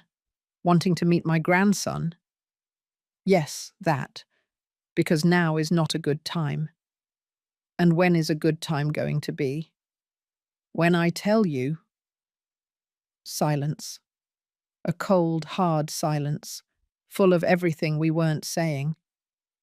I understand, I finally said. You really do? Robert asked, with obvious relief on his face. Yes, thanks, Mummy. I knew you would understand. But I didn't understand anything. I only understood that they were leaving me out, that after all the sacrifices, after all the love, after everything I had given, I wasn't important enough to be present at one of the most important moments of my son's life. I'll let you know when he's born, okay? Whatever you want. Mummy, don't be like that. I'm not being any way, Robert. I'm just respecting what you and Laura want. Thank you. You're welcome. I love you, Mummy. Did he love me? I wasn't sure what that meant anymore. And I love you too, honey. I hung up before I started to cry. I sat in my armchair and cried like I hadn't cried in months. I cried for that grandson who was about to be born and whom I might not meet for weeks or months or ever. I cried for that son who had chosen to leave me out. I cried for that relationship that was dying and I couldn't save it. And I cried for myself, for the woman who had given everything and now had nothing. The day my grandson was born was one of the strangest days of my life. a mix of absolute joy and deep pain that I didn't know could coexist at the same moment.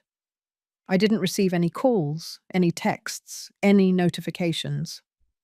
I found out on social media. It was a Thursday afternoon. I was at work, cleaning the last office of the day, when my phone vibrated. A social media notification.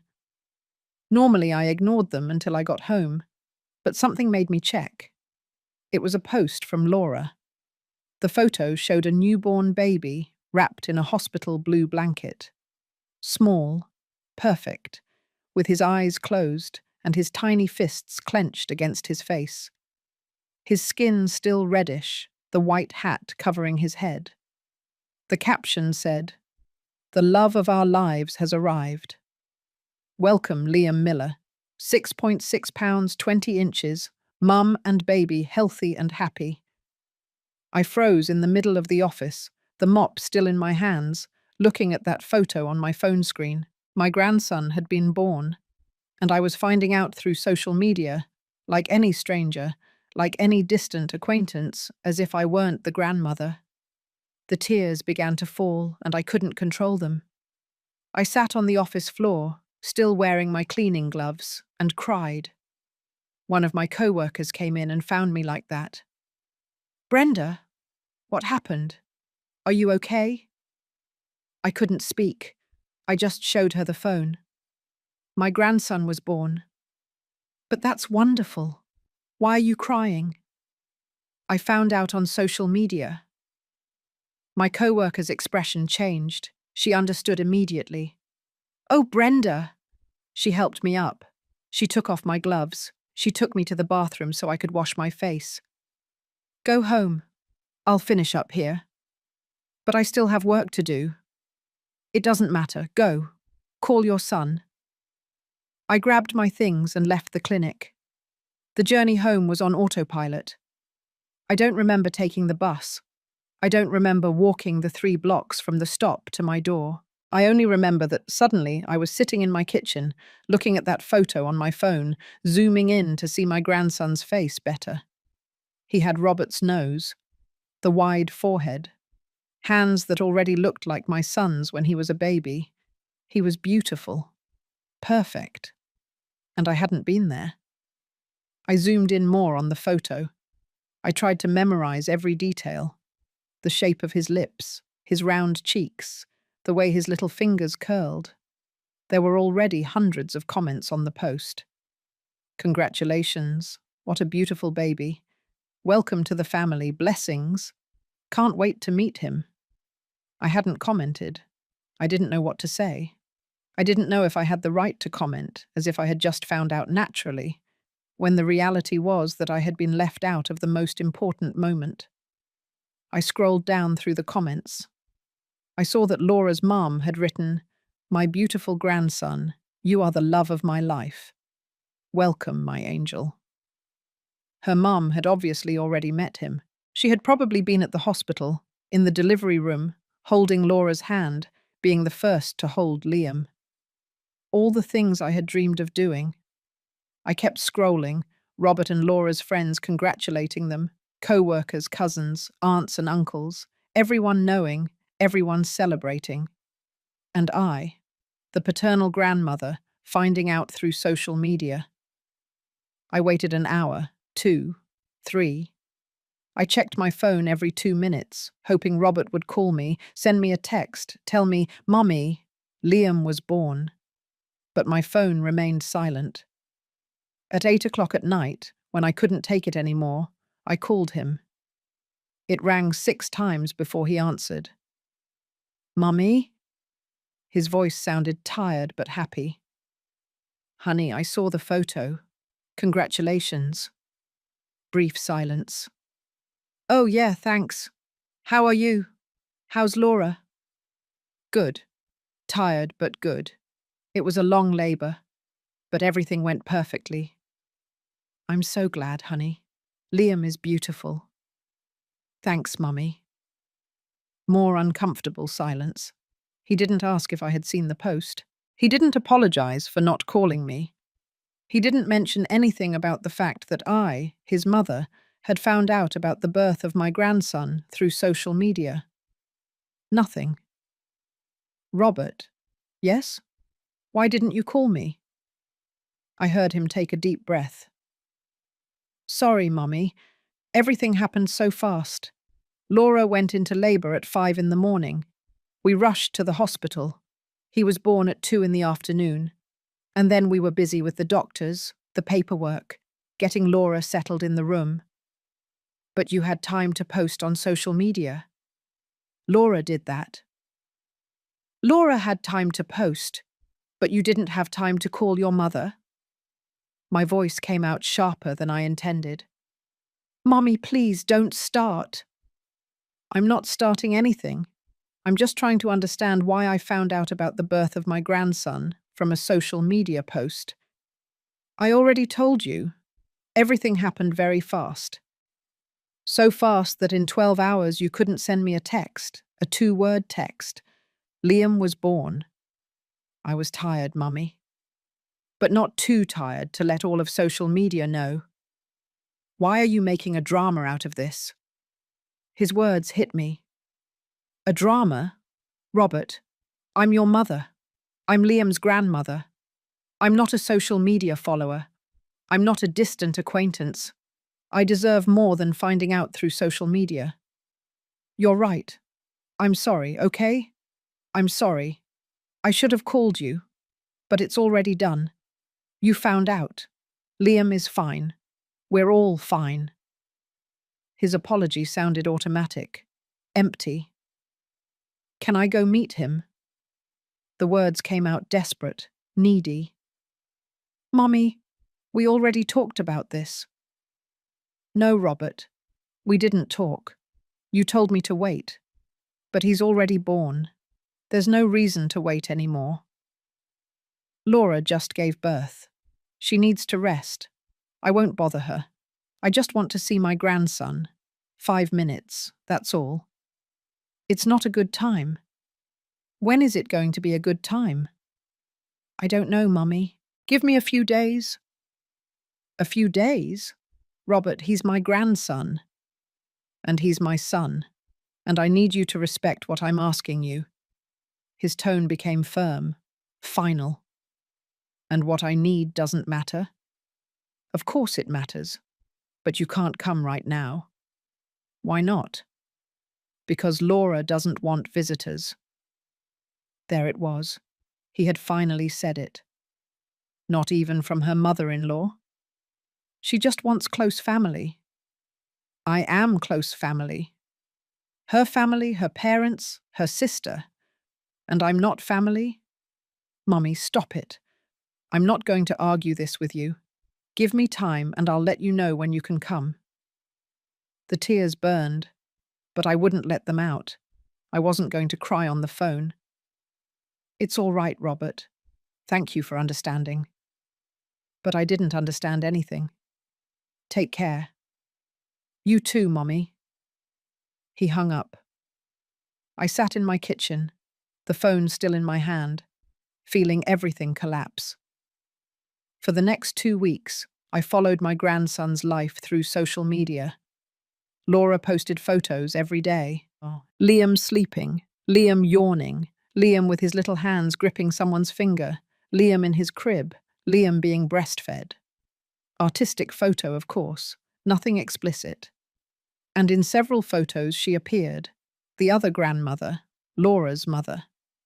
In one photo, she was holding Liam, looking at him with adoration, smiling from ear to ear. The caption said, "With the most loving grandmother in the world. Thank you, Mummy, for being here from day one. I couldn't do this without you." I stared at that photo for hours. The other grandmother holding my grandson, being a part of his life, being recognized, being loved. And I was here, hundreds of miles away, watching everything through a screen, invisible, irrelevant, forgotten. I commented on some posts at first. My Liam is so beautiful. I love you, my grandson. Blessings to you both. Laura never replied to my comments, but she replied to others. After a few days, I stopped commenting. Why bother? It was obvious that my presence, even virtual, was not welcome. Sarah came to visit me almost every day. She would find me sitting in my kitchen, looking at my phone, looking at photos of a baby they wouldn't let me meet. Brenda, this isn't right. I know. Have you talked to Robert? He tells me to be patient, that I'll be able to go soon. It's been 2 weeks already. I know. And are you going to keep waiting? What else can I do, Sarah? You can demand. You can set boundaries. You can tell your son that this isn't fair. And if I do that, they'll push me away completely. They already pushed you away, Brenda. What more can they take from you? She was right, but I was still afraid of losing the little I had left. In the 3rd week, I decided to try one more time. I sent Robert a text. Honey, 3 weeks have passed. Please, let me come meet Liam. I promise I won't bother anyone. I just want to see him. Hold him once, that's all. It took him 4 hours to reply. Let me talk to Laura. 2 days later.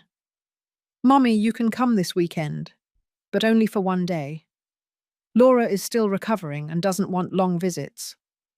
1 day, only 1 day to meet my grandson, but it was better than nothing.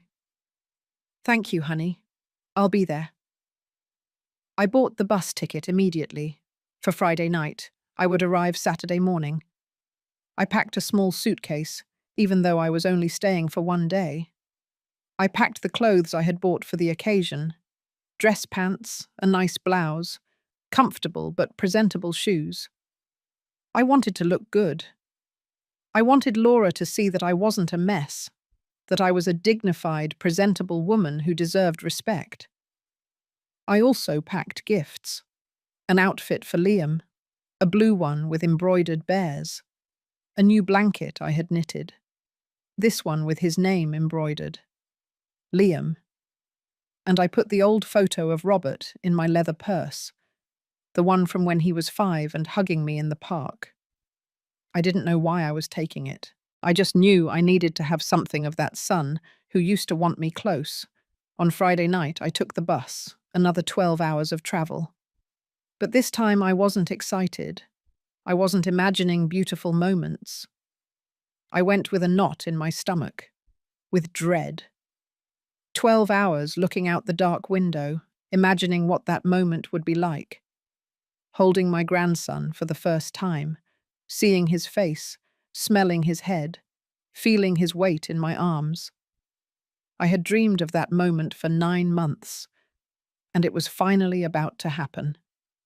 I arrived in New York City on Saturday at 8 o'clock in the morning.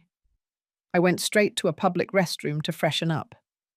I changed my clothes, I combed my hair, I put on perfume, I put on makeup, even though my hands were shaking. Robert had told me to meet them at St. Jude's Hospital. Laura had a checkup appointment with the pediatrician at 9 o'clock. I took a taxi. The traffic was terrible, but I finally arrived at 9:15. I looked for them in the waiting room, and there they were. Laura sitting, with Liam in her arms, wrapped in a blue blanket. Robert next to her, checking his phone. My heart beat so loudly I thought it would jump out of my chest. I walked toward them slowly, as if approaching something sacred. Honey? Robert looked up. His expression was strange, a mix of surprise and something else I couldn't identify. Discomfort? Mum, you arrived. He didn't get up to hug me, he just nodded. Yes, good morning. I approached Laura. She looked me up and down quickly. I saw her eyes evaluating my clothes, my hair, my shoes, and I saw the judgment in her gaze. But she smiled, a smile that didn't reach her eyes. Brenda, it's good that you came. Thank you for letting me come. The words sounded more submissive than I would have liked. I looked down at the bundle in her arms. Liam, my grandson. He is beautiful, I whispered. Thank you. Can I can I hold him? Laura pressed Liam against her chest. He's sleeping. If I move him, he'll wake up and then he cries a lot. It's all right. I can wait. I sat in the chair next to them. The silence was awkward. Robert continued on his phone. Laura looked straight ahead. I looked at Liam, trying to see his face between the blankets. How have you been feeling? I asked Laura, trying to make conversation. Good. Tired. But good. It's normal. The first few days are the hardest. Uh-huh. More silence. And how is he eating? Fine. Is he sleeping? More or less. Her answers were short, monosyllabic, making it clear that she had no interest in talking to me. 20 minutes passed that felt like hours. Finally, Liam moved. He opened his eyes. He started making little noises. Now I can, I said, hope in my voice. Can I hold him? Laura squeezed him tighter against her. He's hungry. I'm going to feed him. She got up and went to the restroom before I could say anything. I was left there, sitting next to Robert, feeling the humiliation burning me. Honey, yes? Is everything okay? Yeah, Mummy, everything's fine. But he wouldn't look me in the eye. Laura was in the restroom for 30 minutes. When she came out, her name was called for the consultation. She went in with Liam. Robert got up to accompany her. I stayed outside in the waiting room, like a stranger. I waited 45 minutes.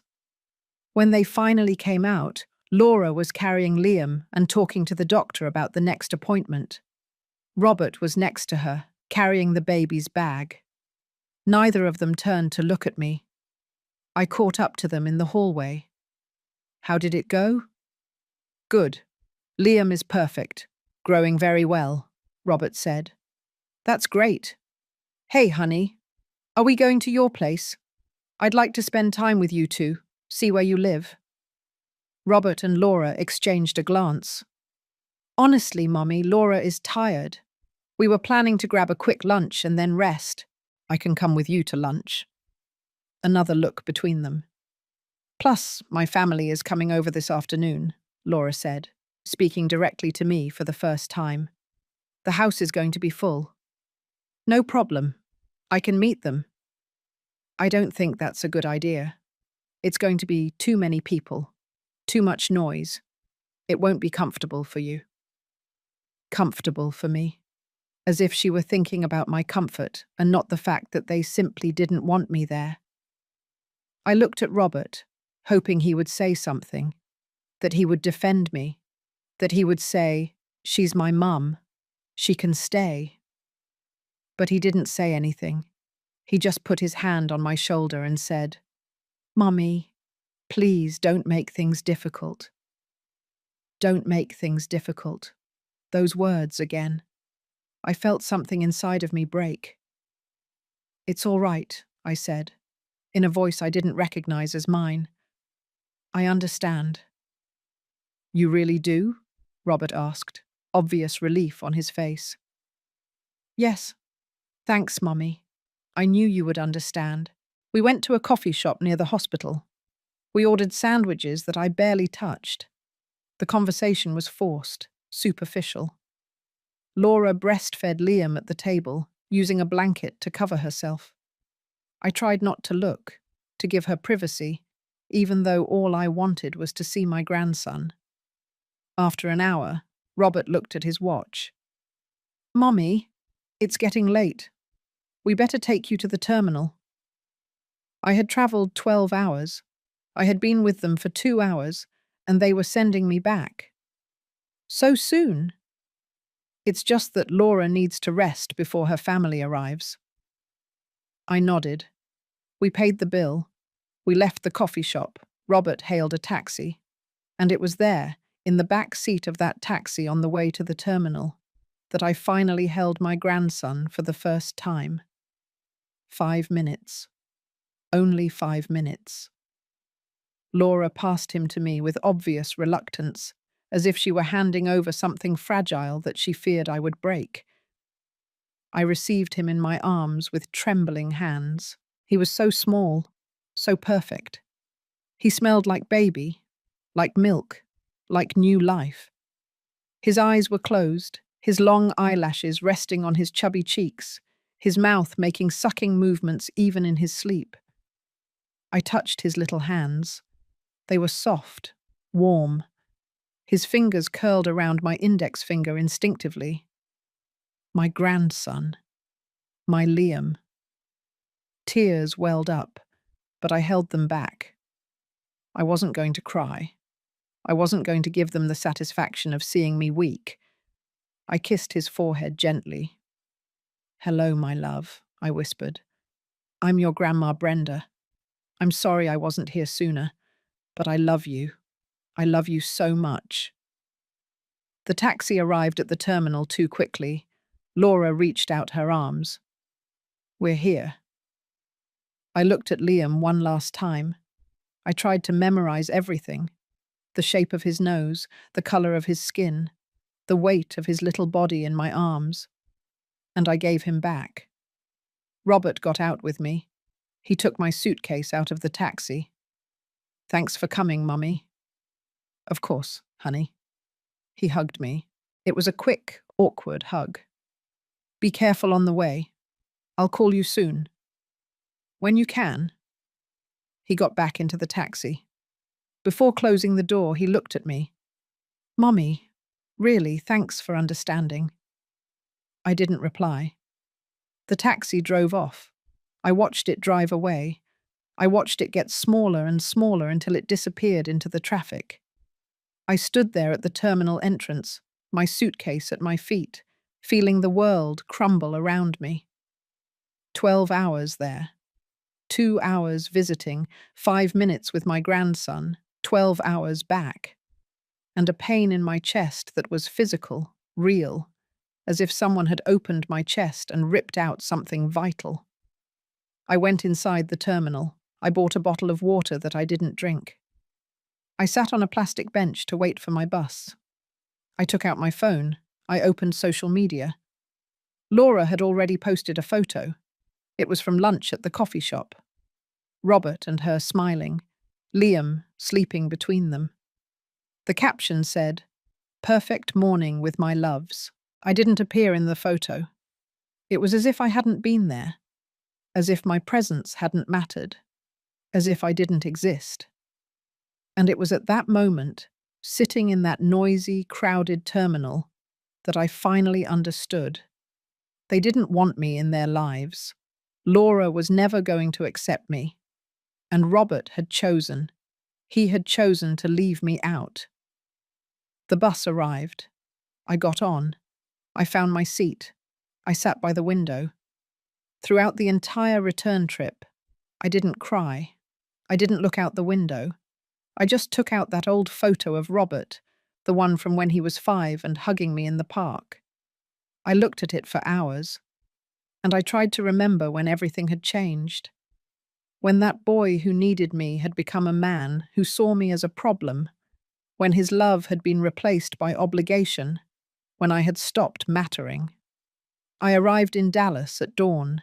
The sun was just beginning to rise. I took a taxi home. When I walked in, everything was exactly as I had left it. Silent, empty. I dropped my suitcase on the floor. I hung my leather purse on the door. And I sat at my kitchen table. The same table where Robert and I had shared so many meals, so many conversations, so many moments. I made myself a cup of coffee, even though I wasn't hungry. I just needed to do something with my hands. And it was there, sitting in that familiar kitchen, drinking bitter coffee, when my life changed forever. My phone rang. Unknown number, New York City. For a second, my heart leaped. Maybe it's Robert. Maybe he regretted it. Maybe he's going to apologize. I answered. "Hello? Mrs. Brenda Miller?" It was not my son's voice. It was a woman's voice. Professional. Cold. Yes, that's me. Good morning, Mom. I'm calling from St. Jude's Hospital, Billing and Collections Department. My blood ran cold. Yes, we have an outstanding balance on the birth account for Mrs. Laura Torres Miller, your daughter-in-law. I closed my eyes. The insurance covered most of the costs, but there is an outstanding balance of $10,000 for a private room, special medications, and some additional procedures that were performed during the delivery. $10,000. Your son, Mr. Robert Miller, provided us with your number as an emergency contact for payment issues. Emergency contact. For payment issues. He hadn't called me in 3 weeks. He hadn't let me be present when my grandson was born. He had given me 2 hours of visiting, 5 minutes holding Liam, but he had given my number to the hospital so I would pay his debts. Mrs. Miller, are you listening to me? My heart was beating slowly, very slowly. I thought about everything. The years cleaning floors in the early mornings to pay for his college, the sleepless nights when he was sick, the business he sold so he could study, every sacrifice, every tear, every moment I put his well-being before mine. I thought about how he had treated me, how he had pushed me away, how he had humiliated me again and again. And I thought about this last humiliation, giving my number to the hospital as if I were an ATM, as if my only value were financial. Ma'am, can you make the deposit this week? I took a deep breath, a very deep breath, and I felt something inside me finally break, not into pain, but into clarity, into liberation. Ma'am, we need an answer. If we can't resolve this soon, we'll have to initiate a legal process that could affect your son's credit history. My voice came out calm when I spoke, calmer than I felt, but firm, clear, final. I don't have family there. There was a silence on the other end of the line. Pardon me? I don't have family in New York City. But ma'am, our records clearly state that you are the mother of the patient Robert Miller and that there is a mistake in your records. Ma'am, there can't be a mistake. Your son personally gave us your information as a contact. My son, I interrupted, with a voice I didn't recognize as my own. He is mistaken. I do not have a son named Robert Miller. I do not have family in New York City. I have no relation to the account you are collecting. But ma'am, good day. And I hung up. I put the phone down on the table. My hands were trembling violently. My heart was beating so loudly I could hear it in my ears. But for the first time in years, I felt something I had forgotten existed. I felt power. I felt control. I felt like I had taken back something of myself, because for the first time in my life, I had told my son no. And the sky didn't fall. The world didn't end.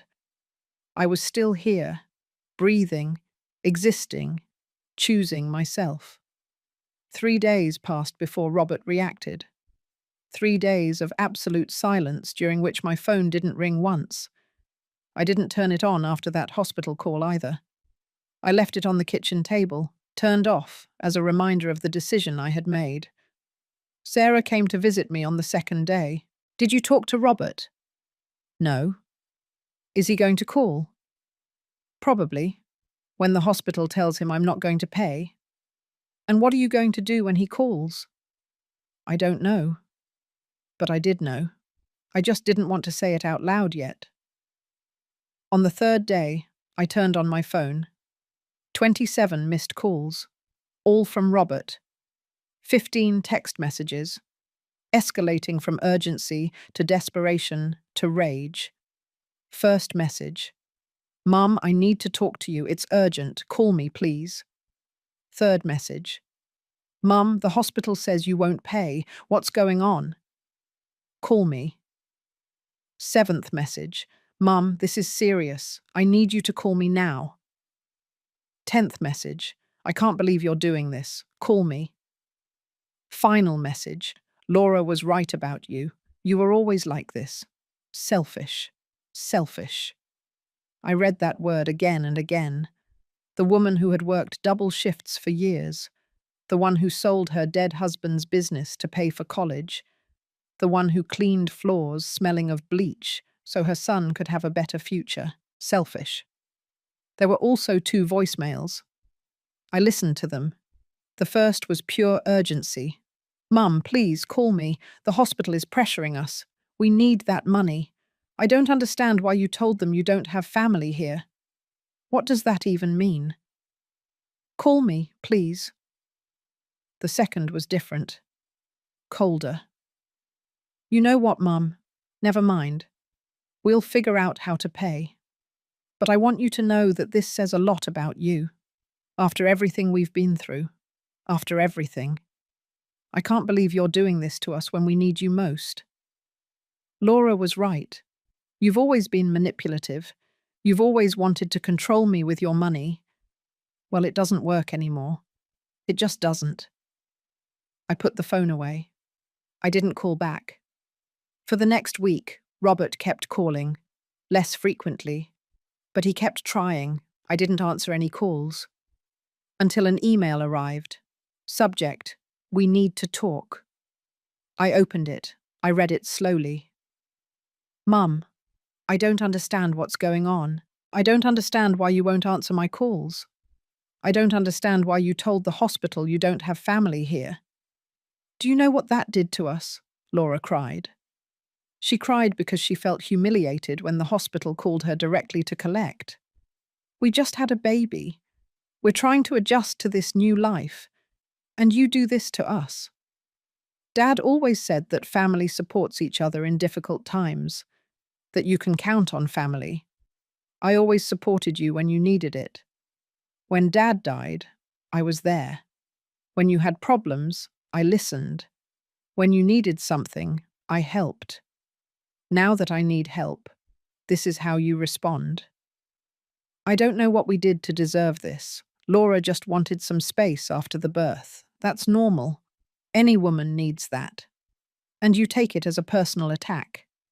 The hospital is threatening us with legal proceedings. It could affect our credit. All because you decided to play the victim and say you don't have family. I hope you reconsider. I hope you think about Liam, your grandson, that this isn't about you or me. It's about him. If you don't want to support us, fine. But at least have the decency to tell me to my face instead of ignoring me. Robert. I read the email 3 times. Every word was designed to blame me, to make me feel selfish, bad, wrong. And it worked. For a few minutes, it worked. You're right, I thought. He's going through a difficult time. He just became a father. He needs help. Maybe I was too harsh, I thought. Maybe I overreacted. I should call him, apologize, fix this. But then I reread a part. I always supported you when you needed it. When? When had he supported me? When his father died. I was the one who comforted him. I was the one who held this family together. I was the one who sold the business and worked until exhaustion so he could keep studying. Where was his support in the last 2 years?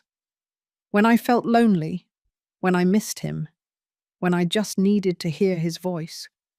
Where was he when they pushed me away from my grandson's birth? Where was he when they gave me 2 hours of visiting after 12 hours of travel? Where was he when Laura treated me like a stranger? There was no support. Only excuses. And now, when I finally set a boundary, I was the bad guy.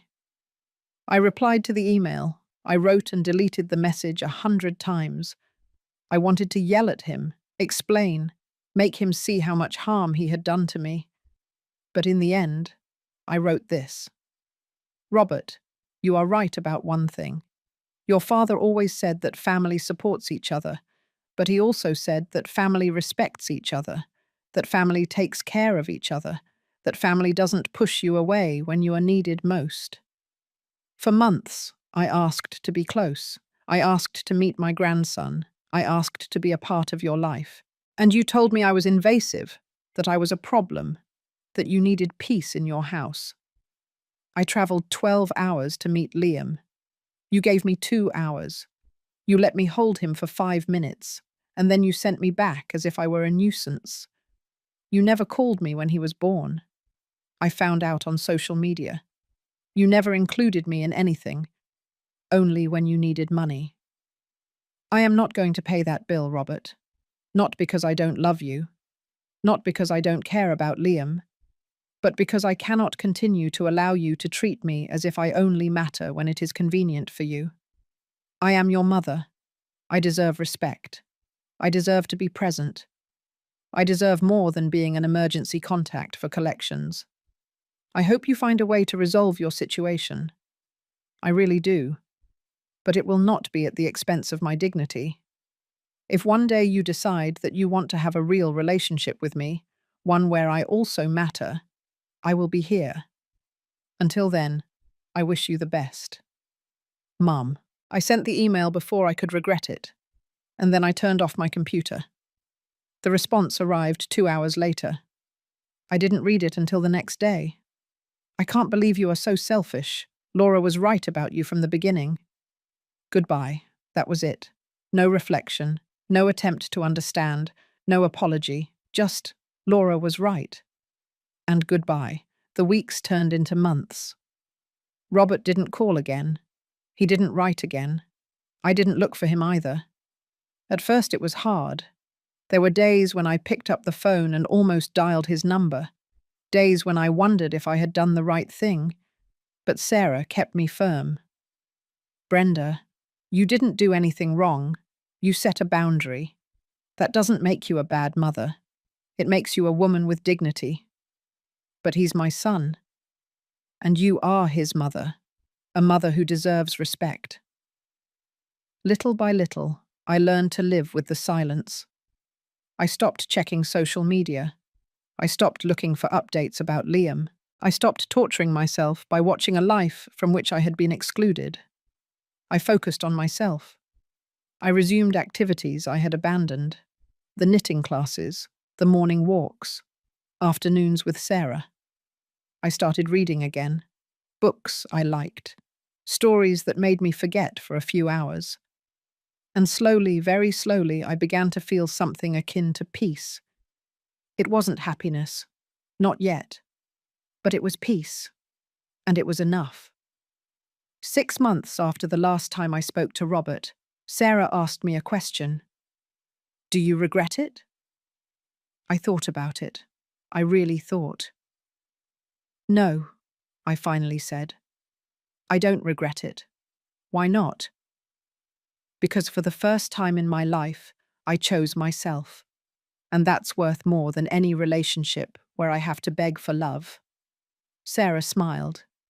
There's my Brenda. But life has strange ways of surprising you. Just when I was starting to feel like I could breathe again, that I could live without that constant weight on my chest, my phone rang. It was an unknown number. New York City. This time I didn't hesitate to answer. I was no longer afraid. Hello? Mrs. Brenda Miller? Yes. Good afternoon. This is Fernanda Jones. I'm a social worker at Metro General Hospital. Metro General Hospital, not St. Jude's. Yes. Don't be alarmed, ma'am. Your daughter-in-law, Laura Torres, was admitted to the emergency room 2 days ago. She had a severe nervous breakdown.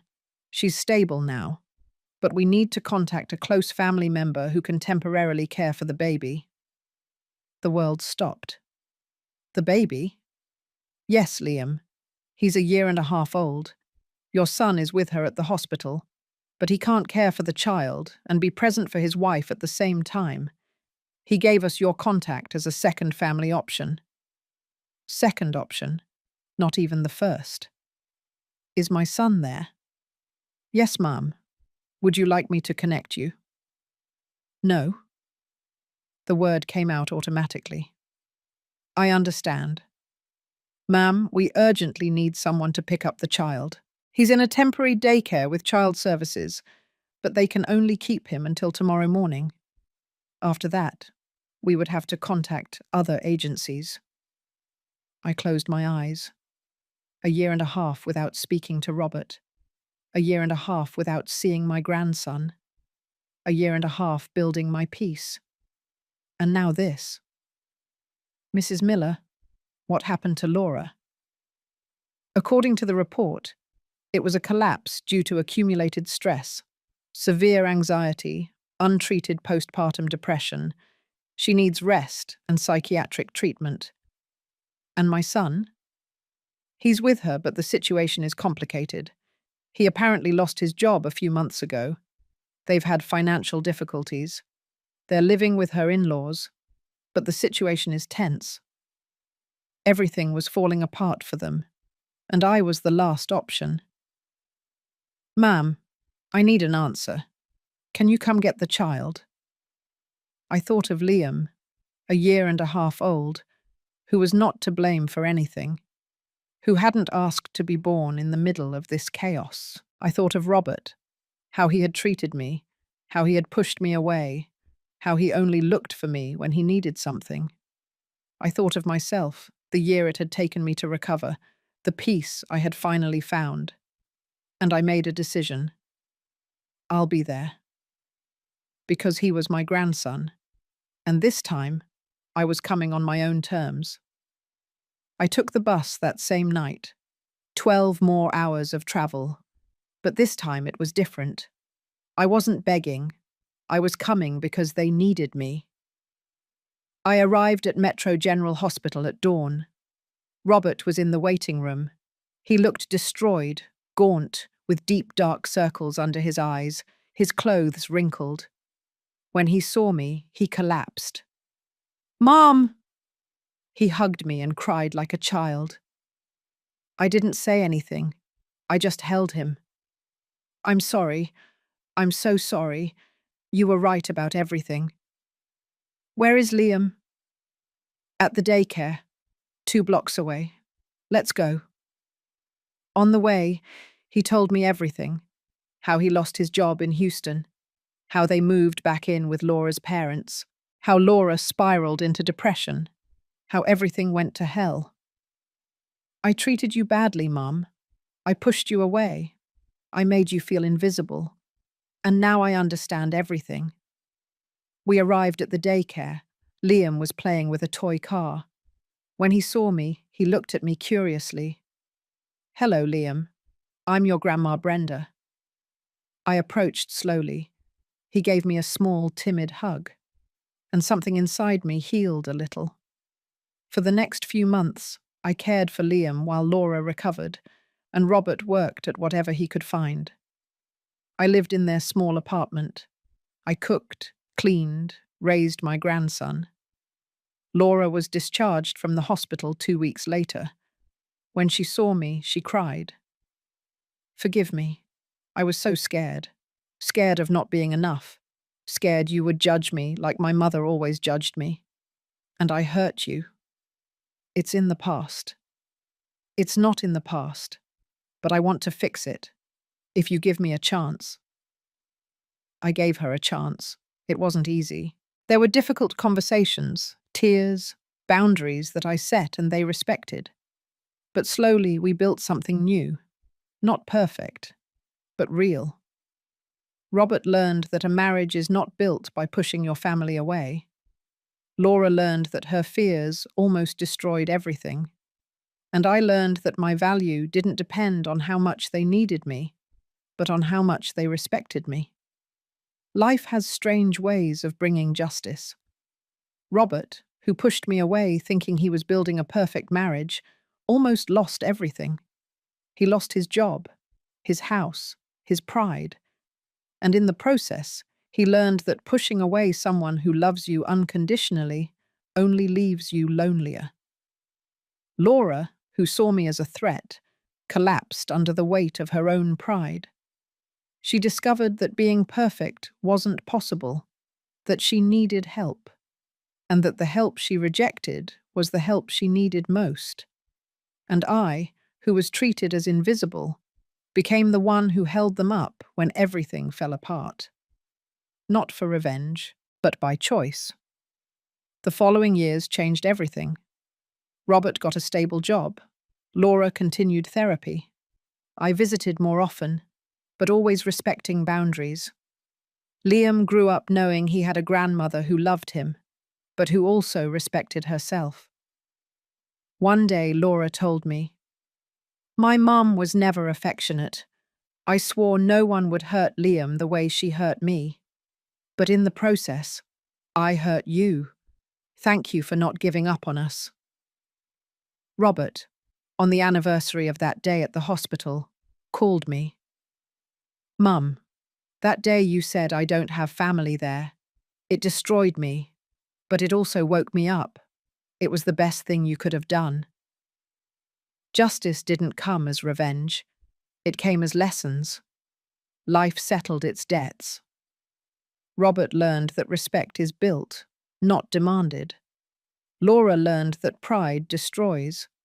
And I learned that letting go with dignity is more powerful than clinging without it.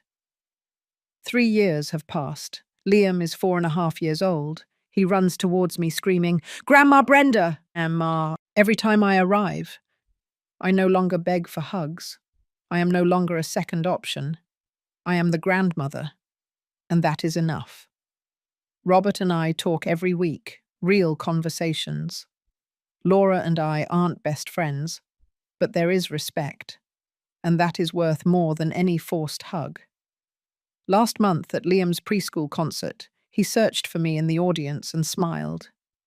He ran towards me afterward and said, "I love you, Grandma."